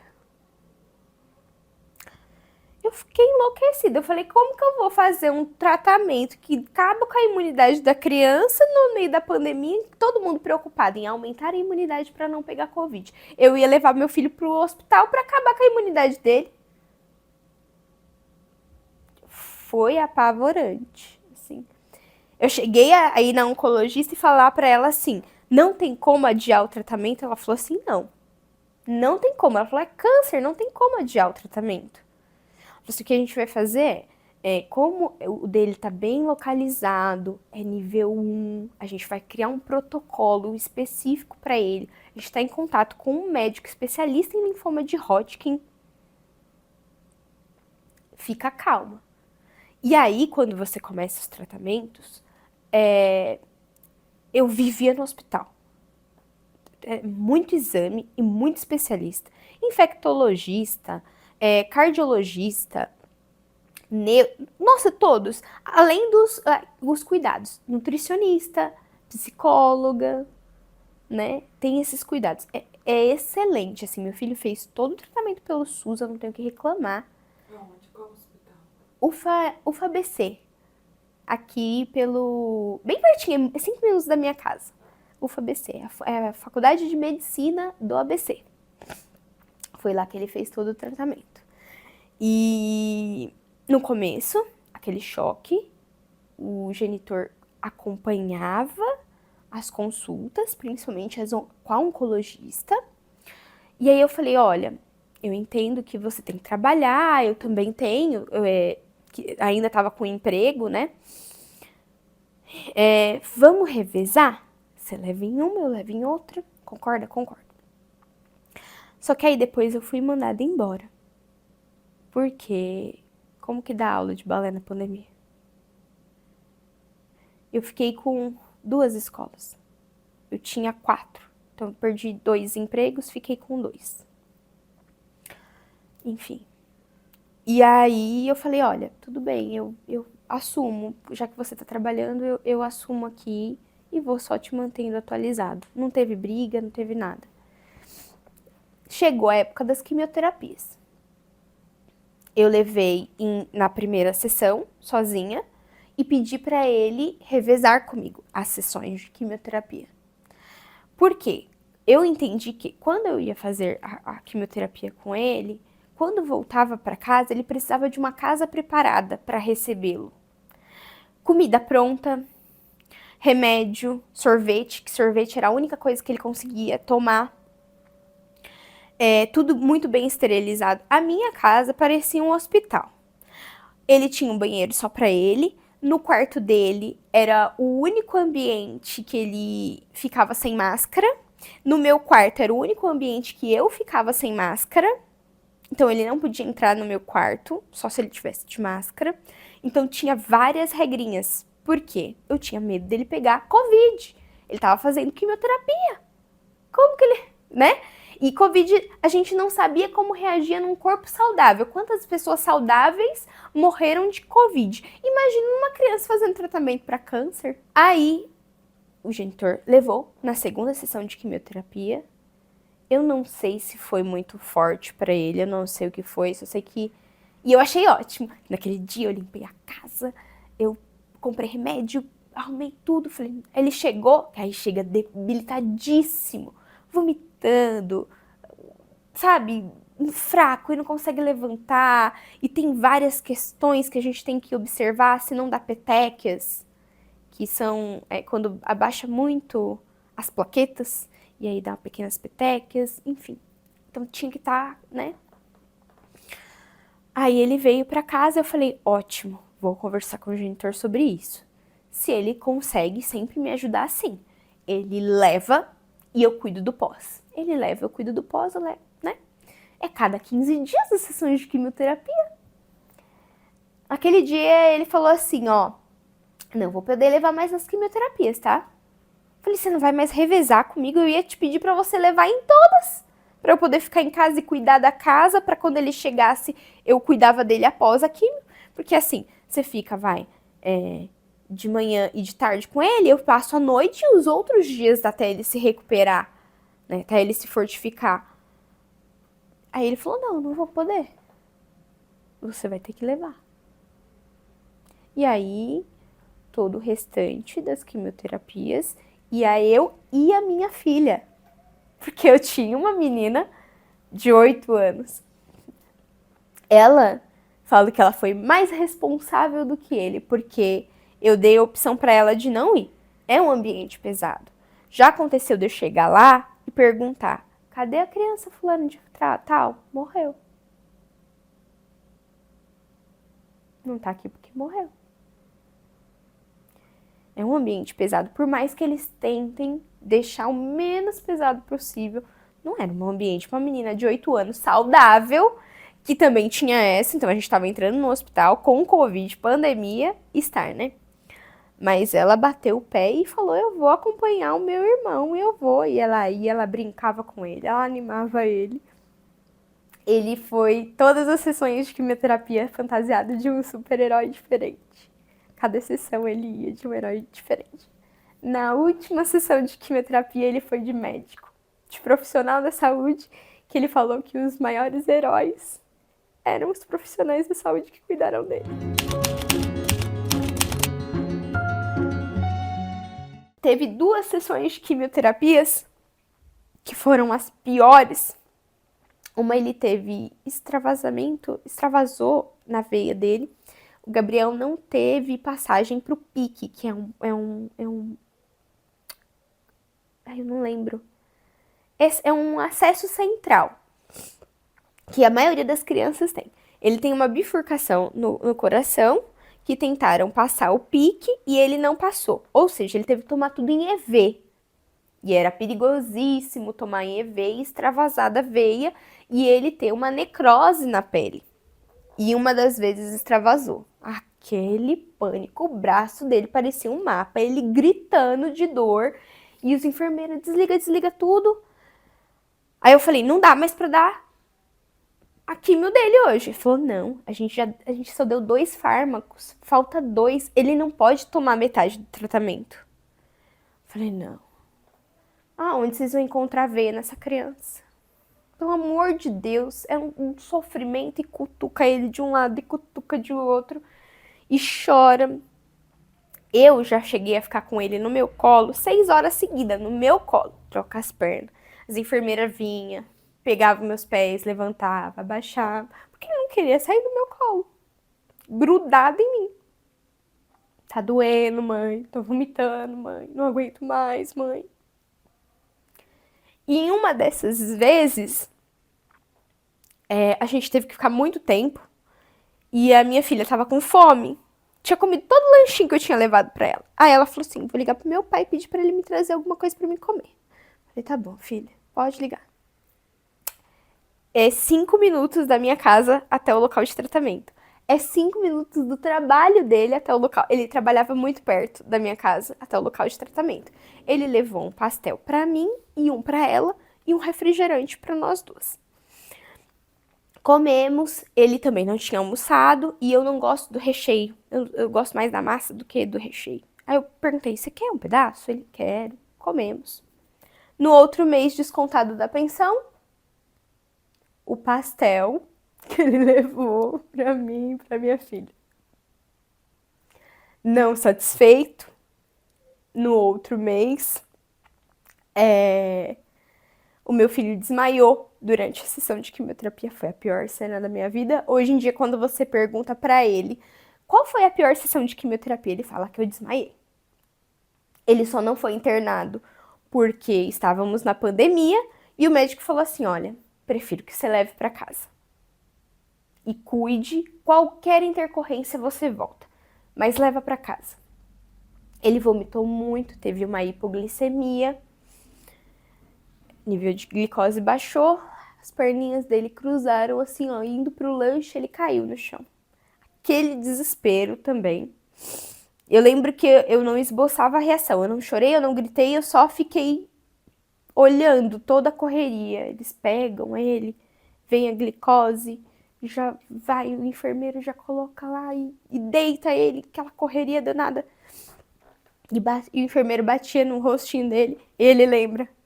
Ele fala que, mamãe, eu lembro de meu olho fechando e eu apagando, e eu lembro de acordando já deitado com o Laerte, que é o enfermeiro que cuidava dele, falando assim, amigão, volta, sua mãe aqui, te esperando, volta, fala comigo, amigão. E eu na ponta, olhando toda aquela cena, ele desmaiado. E aí ele voltou.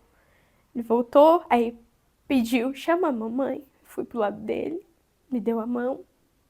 Aí veio os médicos, né, que estavam atendendo, eles vieram para ver o que estava acontecendo. Aí o enfermeiro era muito experiente, já tinha feito tudo que precisava. Ele falou, não, a conduta foi excelente. E aí, vamos internar ou não? Não, manda para casa, pandemia. Pandemia, ele não pode, acabou de fazer quimioterapia, tá com a imunidade muito baixa, foi só uma hipoglicemia, dá pra ir pra casa, só que assim, mãe, fica de olho porque ele vai ficar muito debilitado. Essa daqui pegou bastante ele. Chegando em casa, eu não conseguia subir com eles as escadas, porque eu tava o dia inteiro sem comer. Era tipo 4, 5 horas da tarde, tava sem comer o dia inteiro. Aí eu falei, ai, vou ter que ligar, né? Pedir ajuda. Liguei pro genitor que está a 5 minutos de mim. Falei, olha, você consegue subir com ele as escadas, comprar o remédio dele e comprar o sorvete? Ele, daqui a pouco eu tô aí. Demorou, subi eu as escadas com ele, porque não tinha como eu ficar lá fora, ele precisava deitar. Subia um degrau, parava outro, a minha filha veio nas minhas costas, me empurrando, me ajudando, consegui subir com ele. É força que a mãe arruma da onde não tem, né? Aí chegando aqui, logo depois o genitor chegou e eu falei, olha, precisa comprar esse remédio pra ele e um pote de sorvete, porque ele tem que comer alguma coisa e ele não quer comer nada, ele só aceita sorvete. Aí ele falou, vai você e eu fico com ele. Aí meu filho pegou no meu braço e falou, a mamãe não. A mamãe fica comigo. Aí ele falou, tá bom, vou comprar. Comprou o pote de sorvete, o remédio. No outro mês, descontado, R$ 45 da pensão. Mandei um e-mail. O que é esse desconto? O sorvete e o remédio que eu tive que comprar aquele dia. Depois, quando já tinha se encerrado a pior parte do tratamento, ele simplesmente parou de pagar a pensão completa. Começou a pagar metade da pensão. Depois, no meio do tratamento oncológico, eu desempregada, recebendo bem menos, né? Eu ainda tinha escola, mas essas escolas que eu trabalhava não era nem registrada, recebia bem pouquinho. Eu falo que eu só não passei dificuldade mesmo porque o meu pai não me deixou passar. Ele ia no mercado, comprava tudo que eu precisava, fazia chamada de vídeo pra mim, falava qual é a marca que você quer, o que você quer. Às vezes eu nem pedia aquilo que ele compra, que era pra ele comprar, mas ele comprava. E ele vinha me trazer aqui na porta, porque ele não podia ter contato com os netos, nem comigo. Ele chorava quando me via, ele falava, eu queria tanto te dar um abraço, filha. Eu sei que tá difícil, mas não posso te dar um abraço. Porque eu tô trabalhando. Posso passar alguma coisa pra você, você vai passar pra ele. Trazia. E foi assim que eu não passei uma dificuldade maior. Nessa época eu fiz de tudo que você pode imaginar. Até vender água lá na Avenida Kennedy, em São Caetano, eu vendia bijuteria, tudo para sustentar meus filhos. Por quê? Fui para receber o auxílio emergencial que o governo estava pagando. Na época, quem era mãe solteira, né, mãe solo, tinha direito a receber 2 vezes. Em vez de 600, era 1.200. Fui ver se eu tinha direito. Quando eu digitei o CPF dos meus filhos, disse que outra pessoa já estava recebendo com aquele CPF. Liguei para ele, falei assim: você tá recebendo auxílio emergencial pelo CPF das crianças? Ele, tô. Falei, não pode, porque eu sou a tutora, a guarda é minha. Liguei para a irmã dele falou, não, tá errado, ele tem que te dar esse dinheiro, porque não é, ele não pode receber no teu lugar. Até hoje nunca vi a cor desse dinheiro. Na época eu tinha como ir na Caixa Econômica, brigar, mostrar os papéis de guarda, explicar que ele fez, foi errado e tal. Só que eu não podia estar em um local lotado. Toda vez que eu passava na Caixa Econômica, gente saindo, nossa, lotada. Porque o banco funcionava, acho que 3 ou 4 horas só por dia. Era pouquíssimas horas. E a Caixa é onde muita gente recebe benefício. Enfim, aí eu falei, tá, o dinheiro ou a saúde do meu filho? O dinheiro ou me expor a uma doença e trazer pra dentro de casa do meu filho? Uma dúvida, você falou que você vendia água, É, mas você saía? saía. É que assim, a gente sempre teve a noção que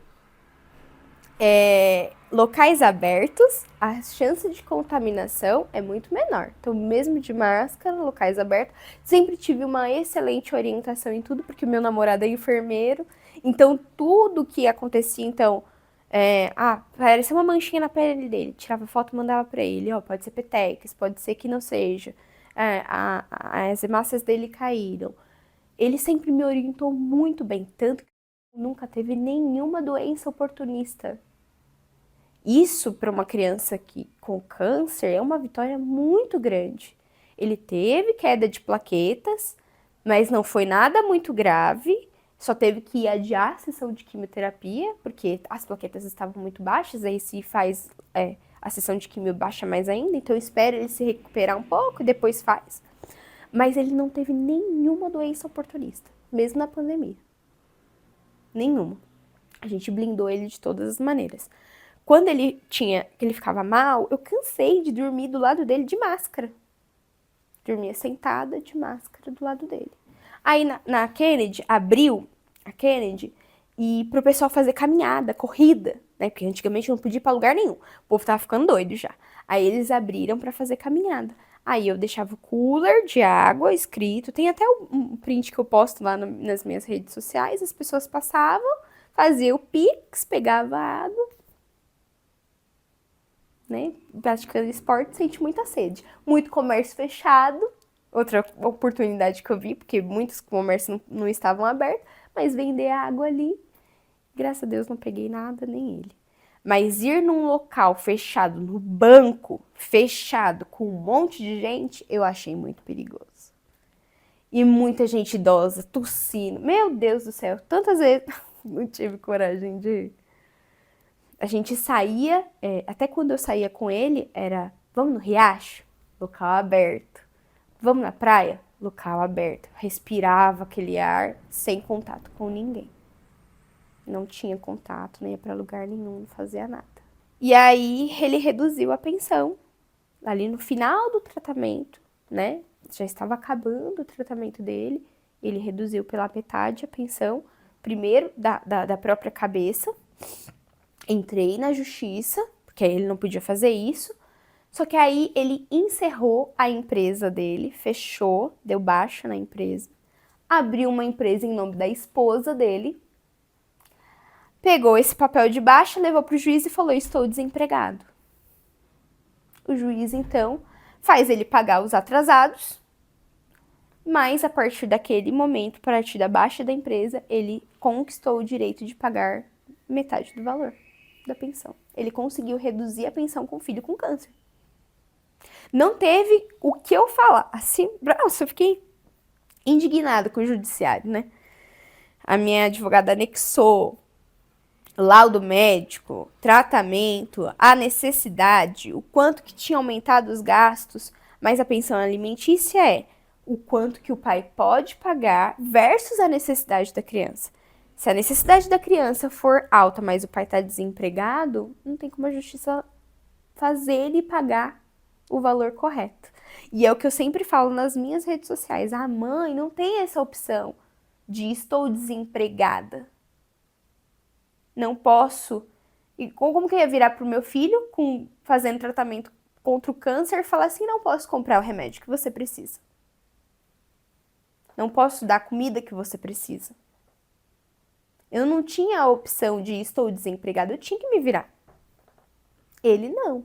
Ele tinha essa opção de virar e falar, não, tô desempregado. O que não era verdade, né? Acredito que tenha passado por dificuldades financeiras, porque todo mundo passou na pandemia. E, inclusive, na época, ele não conseguiu pagar o aluguel da casa, o pai dele deu uma casa para ele, o pai dele deu um carro para ele. Sempre teve tudo de mão beijada. O que os pais dele falaram para ele reduzir a pensão?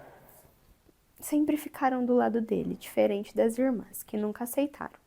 Sempre discordaram. Mas os pais concordavam, ele tá passando por dificuldade. Ele conseguiu a redução da pensão alimentícia e logo em seguida veio aí o momento que eu viralizo na internet, que é quando ele tenta devolver o meu apartamento para o banco. Na verdade, não ele, a companheira dele. Ele lembra que ele assinou um contrato dizendo que ele assumiria a responsabilidade sobre o financiamento. Ele parou de pagar o financiamento, ficou devendo meses de financiamento, então, como eu disse, eu acredito que realmente estava passando, sim, por algumas dificuldades financeiras, e aí começou a descumprir esse acordo, que é um acordo homologado, assinado direitinho pelo juiz, e aí o banco ligou para ele e sugeriu, como você tá com uma dívida muito alta e não dá mais para incorporar isso no financiamento, porque ele fez várias incorporações no financiamento, a gente sugere uma dação em pagamento, você dá o apartamento, e a gente quita a sua dívida. E aí ela se disse responsável financeira pelo apartamento e aceitou. Eu recebi um e-mail, conforme feito a dação em pagamento, vamos dar prosseguimento para a devolução do apartamento. Eu falei, o que é isso? Liguei para minha advogada falou assim, impossível ser isso. Fica tranquila, às vezes ele tá querendo quitar a dívida com um carro, que dação em pagamento você dá um bem em troca de quitar uma dívida. Não creio que seja o próprio apartamento. E aí eu liguei no banco. Quando eu liguei no banco, tem essa gravação salva até hoje, que o banco me falou, olha, fulana de tal disse que era responsável financeira e que a gente podia dar continuidade na dação em pagamento. Falei, não. Primeiro que o nome da fulana de tal não tá nem no apartamento, nem no financiamento. Um dos nomes que estão aí são o meu e do meu ex-marido. E nós dois somos os responsáveis por esse apartamento, não ela. Aí fui pra internet, falei sobre isso na tentativa de pedir ajuda pro Itaú. E aí repercutiu muito na internet esse caso. E o Itaú entrou em contato. Eu mandei o contrato pro Itaú, só que assim, eles são um banco. Eu tenho que resolver isso com ele, eles querem receber. Falou, olha, a gente não vai fazer a dação em pagamento, mas se você não pagar, a partir de hoje vai para leilão. E aí eu assumi a dívida do apartamento. Ou seja, na minha separação eu não saí com nada, porque nem o apartamento que não era para pagar, eu estou pagando hoje em dia. E aí as pessoas me perguntam muito, né, o que dá para fazer referente a isso. Eu posso executar a dívida no próprio apartamento, e aí ele tem uma dívida comigo, que hoje em dia já passa de 100 mil reais, executo no próprio apartamento, e na venda do apartamento ele não tem direito a nada, fica tudo para mim, né? Ou se esse valor extrapolar o que vale o apartamento, aí eu posso executar nos bens que ele tem. Só que ele é muito esperto, ele não tem bem nenhum no nome dele. A casa é dele, que o pai deu para ele, mas não tá no nome dele, tá no nome do pai. O carro tá no nome do pai. A empresa tá no nome da esposa. Então, assim, ele não deixa rastros para que eu possa executar essa dívida, entendeu? O meu filho, hoje em dia, ele está bem, graças a Deus, está em remissão completa. Ele ainda tem um exame chamado PET scan, que ainda vem positivo. E por isso ele ainda faz acompanhamento com a oncologista. Mas a clínica médica dele é excelente.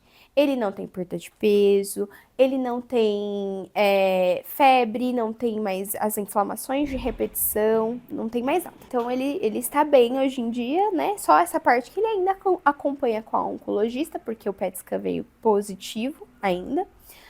Mas a clínica médica dele está excelente. Ele não tem febre, não tem dor de garganta mais de repetição. Ele chegou a ter que fazer uma cirurgia de biópsia após o tratamento, mas deu negativa. Enfim, hoje em dia ele está bem, Eu tenho fé que um dia eu vou poder dizer com a boca cheia que ele está curado, né? Não tem mais nada, não tem mais que passar com a oncologista, mas ele tá em remissão completa, que é a maneira certa de falar. Nós nos conhecemos desde que eu era criança, porque ele é amigo do meu primo. Só que ele é mais velho que eu, então ele era só amigo do meu primo, que eu achava lindo, né? Só isso. E aí, quando eu me separei, o meu primo foi lá e mostrou pra ele. Olha quem tá separada, minha prima. Aí ele, ela tá bonita, né? Aí me mandou mensagem, a gente conversou, saímos. E quando eu descobri o câncer do meu filho, a gente tava um mês junto. Eu cheguei a falar pra ele que ele não era obrigado a ficar comigo, porque eu ia ser um grande BO, né? Grandíssimo BO, né? E ele optou por não sair da relação, ficar comigo. Em meio ao caos que era a minha vida com uma criança com câncer, né? O primeiro ano de relacionamento, a gente manteve uma distância, principalmente porque eu tenho aquela coisa de como que eu vou apresentar outra pessoa para os meus filhos, né? E ele também tem isso. Então, a gente manteve ali uma distância. E depois do primeiro ano que a gente estava junto, que a gente apresentou para as crianças e fomos nos aproximando. A gente fala que a gente tem vários acordos, porque eu não quero me casar e nem ele agora. A gente quer deixar essa parte da infância das crianças, a gente só namorando mesmo, né?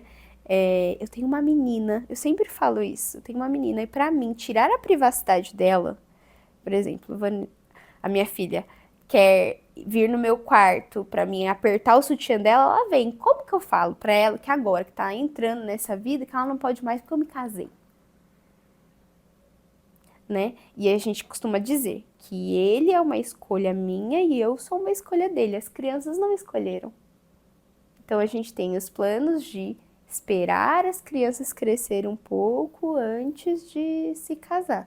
Mas a gente se ajuda no que pode. Então, por exemplo, ele comprou o material dos filhos dele, eu ajudo a etiquetar, eu busco o livro que ele precisa para o filho dele, ele busca meus filhos na escola o dia que eu não posso, ou já aconteceu ser dia do genitor e ele não buscar, a escola me ligar, Aline, a escola tá fechando, ninguém veio buscar seus filhos. E aí ele vai e fala, não, calma, tô chegando em casa, já vou te socorrer, vou buscar as crianças.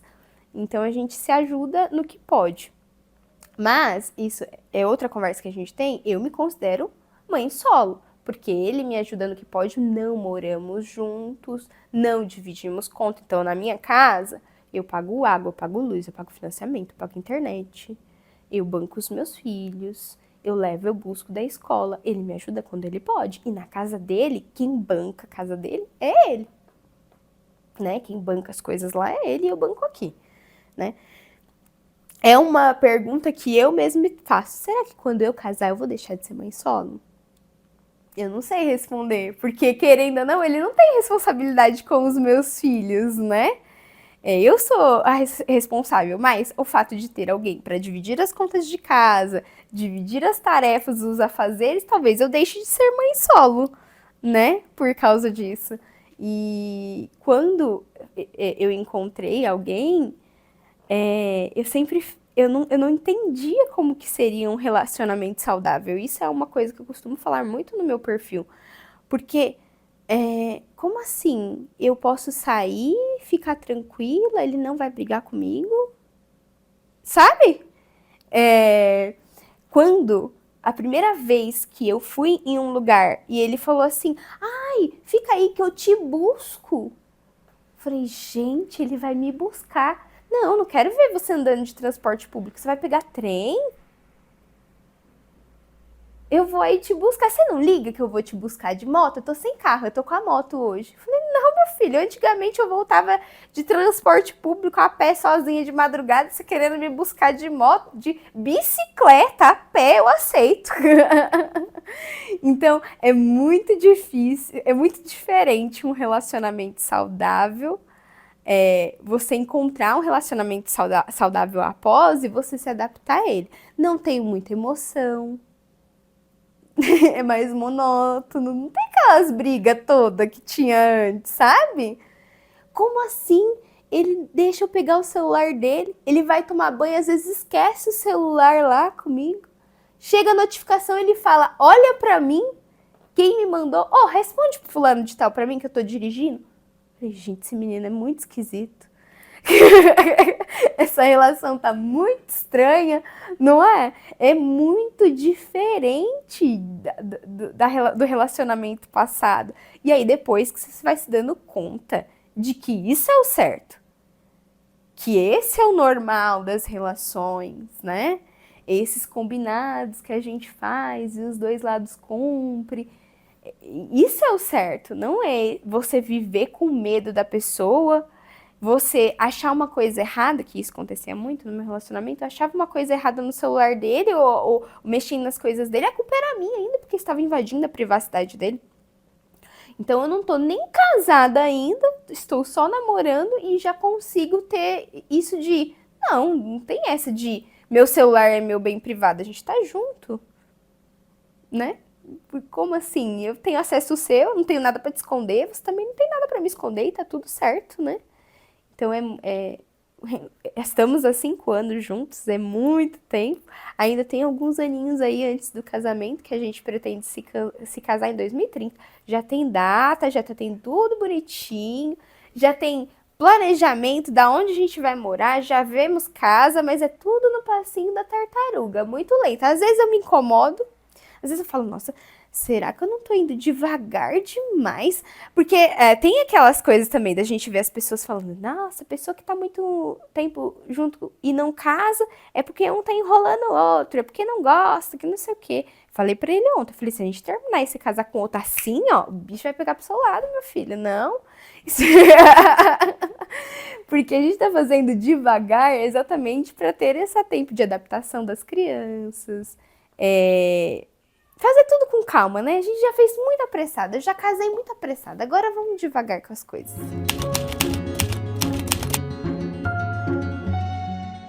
Olá, meu nome é Gabriel. Eu conheço a Aline há muito tempo. Né?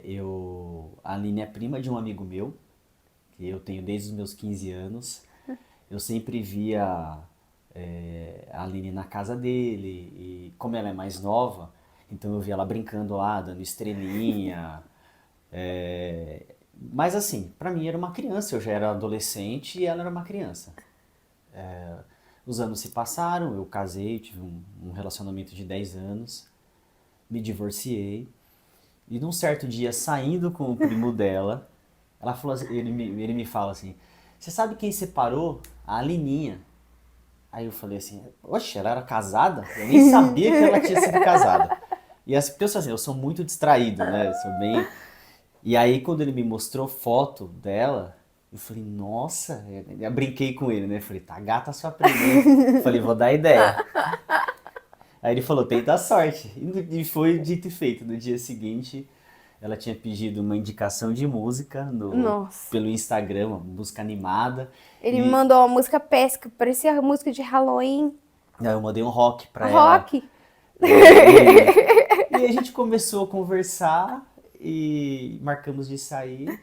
E aí já estamos aqui 5 anos juntos. Um relacionamento muito gostoso, assim, a gente aproveita bastante, a gente viaja, a gente curte, a gente se apoia, a gente sofre junto, porque a gente passou muita coisa nesse tempo, né? Eu tive a perda da minha mãe, meus problemas também de relacionamentos anteriores, né? E ela passou pelo problema do filho dela, toda essa questão com que ela trava nessas brigas na justiça, e a gente vai se apoiando e pretendo aí, se Deus abençoar, que a gente passe a nossa vida, restante da vida juntos. Acho que a gente... A gente não quer mais, não, conhecer ninguém, não. Tá bom assim, né? Eu já sei. tenho muita admiração, força pela mãe que ela é, por tudo que ela faz, com todas as dificuldades que ela enfrenta e tudo que ela consegue fazer. Assim, o dia dela parece que tem 48 horas.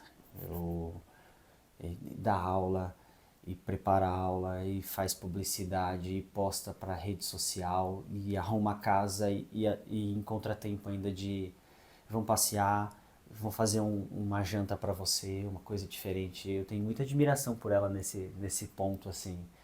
Ela se desdobra mesmo pelas pessoas e por aquilo que ela acredita.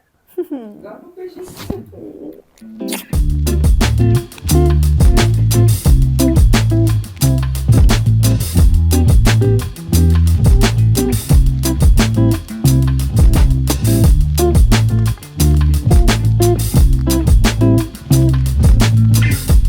E aí, você também se emocionou com esse final da história da Aline? Comenta aqui para eu saber, compartilha esse vídeo com todo mundo que você gosta. E se você quiser contar a sua história de divórcio no nosso canal, é só preencher o formulário que está aqui na descrição do vídeo. A próxima história é da Sara, que foi sabe aquela grande parceira que teve do lado, pagava as contas enquanto ele estudava para um concurso público. Mas quando ele passou, foi quando ela conheceu ele de verdade. Uma grande história, você não pode perder. Então já se inscreva agora no canal e ative o sininho.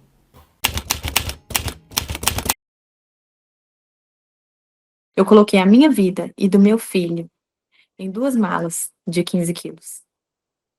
Naquele momento, eu estava deixando toda a minha vida para trás.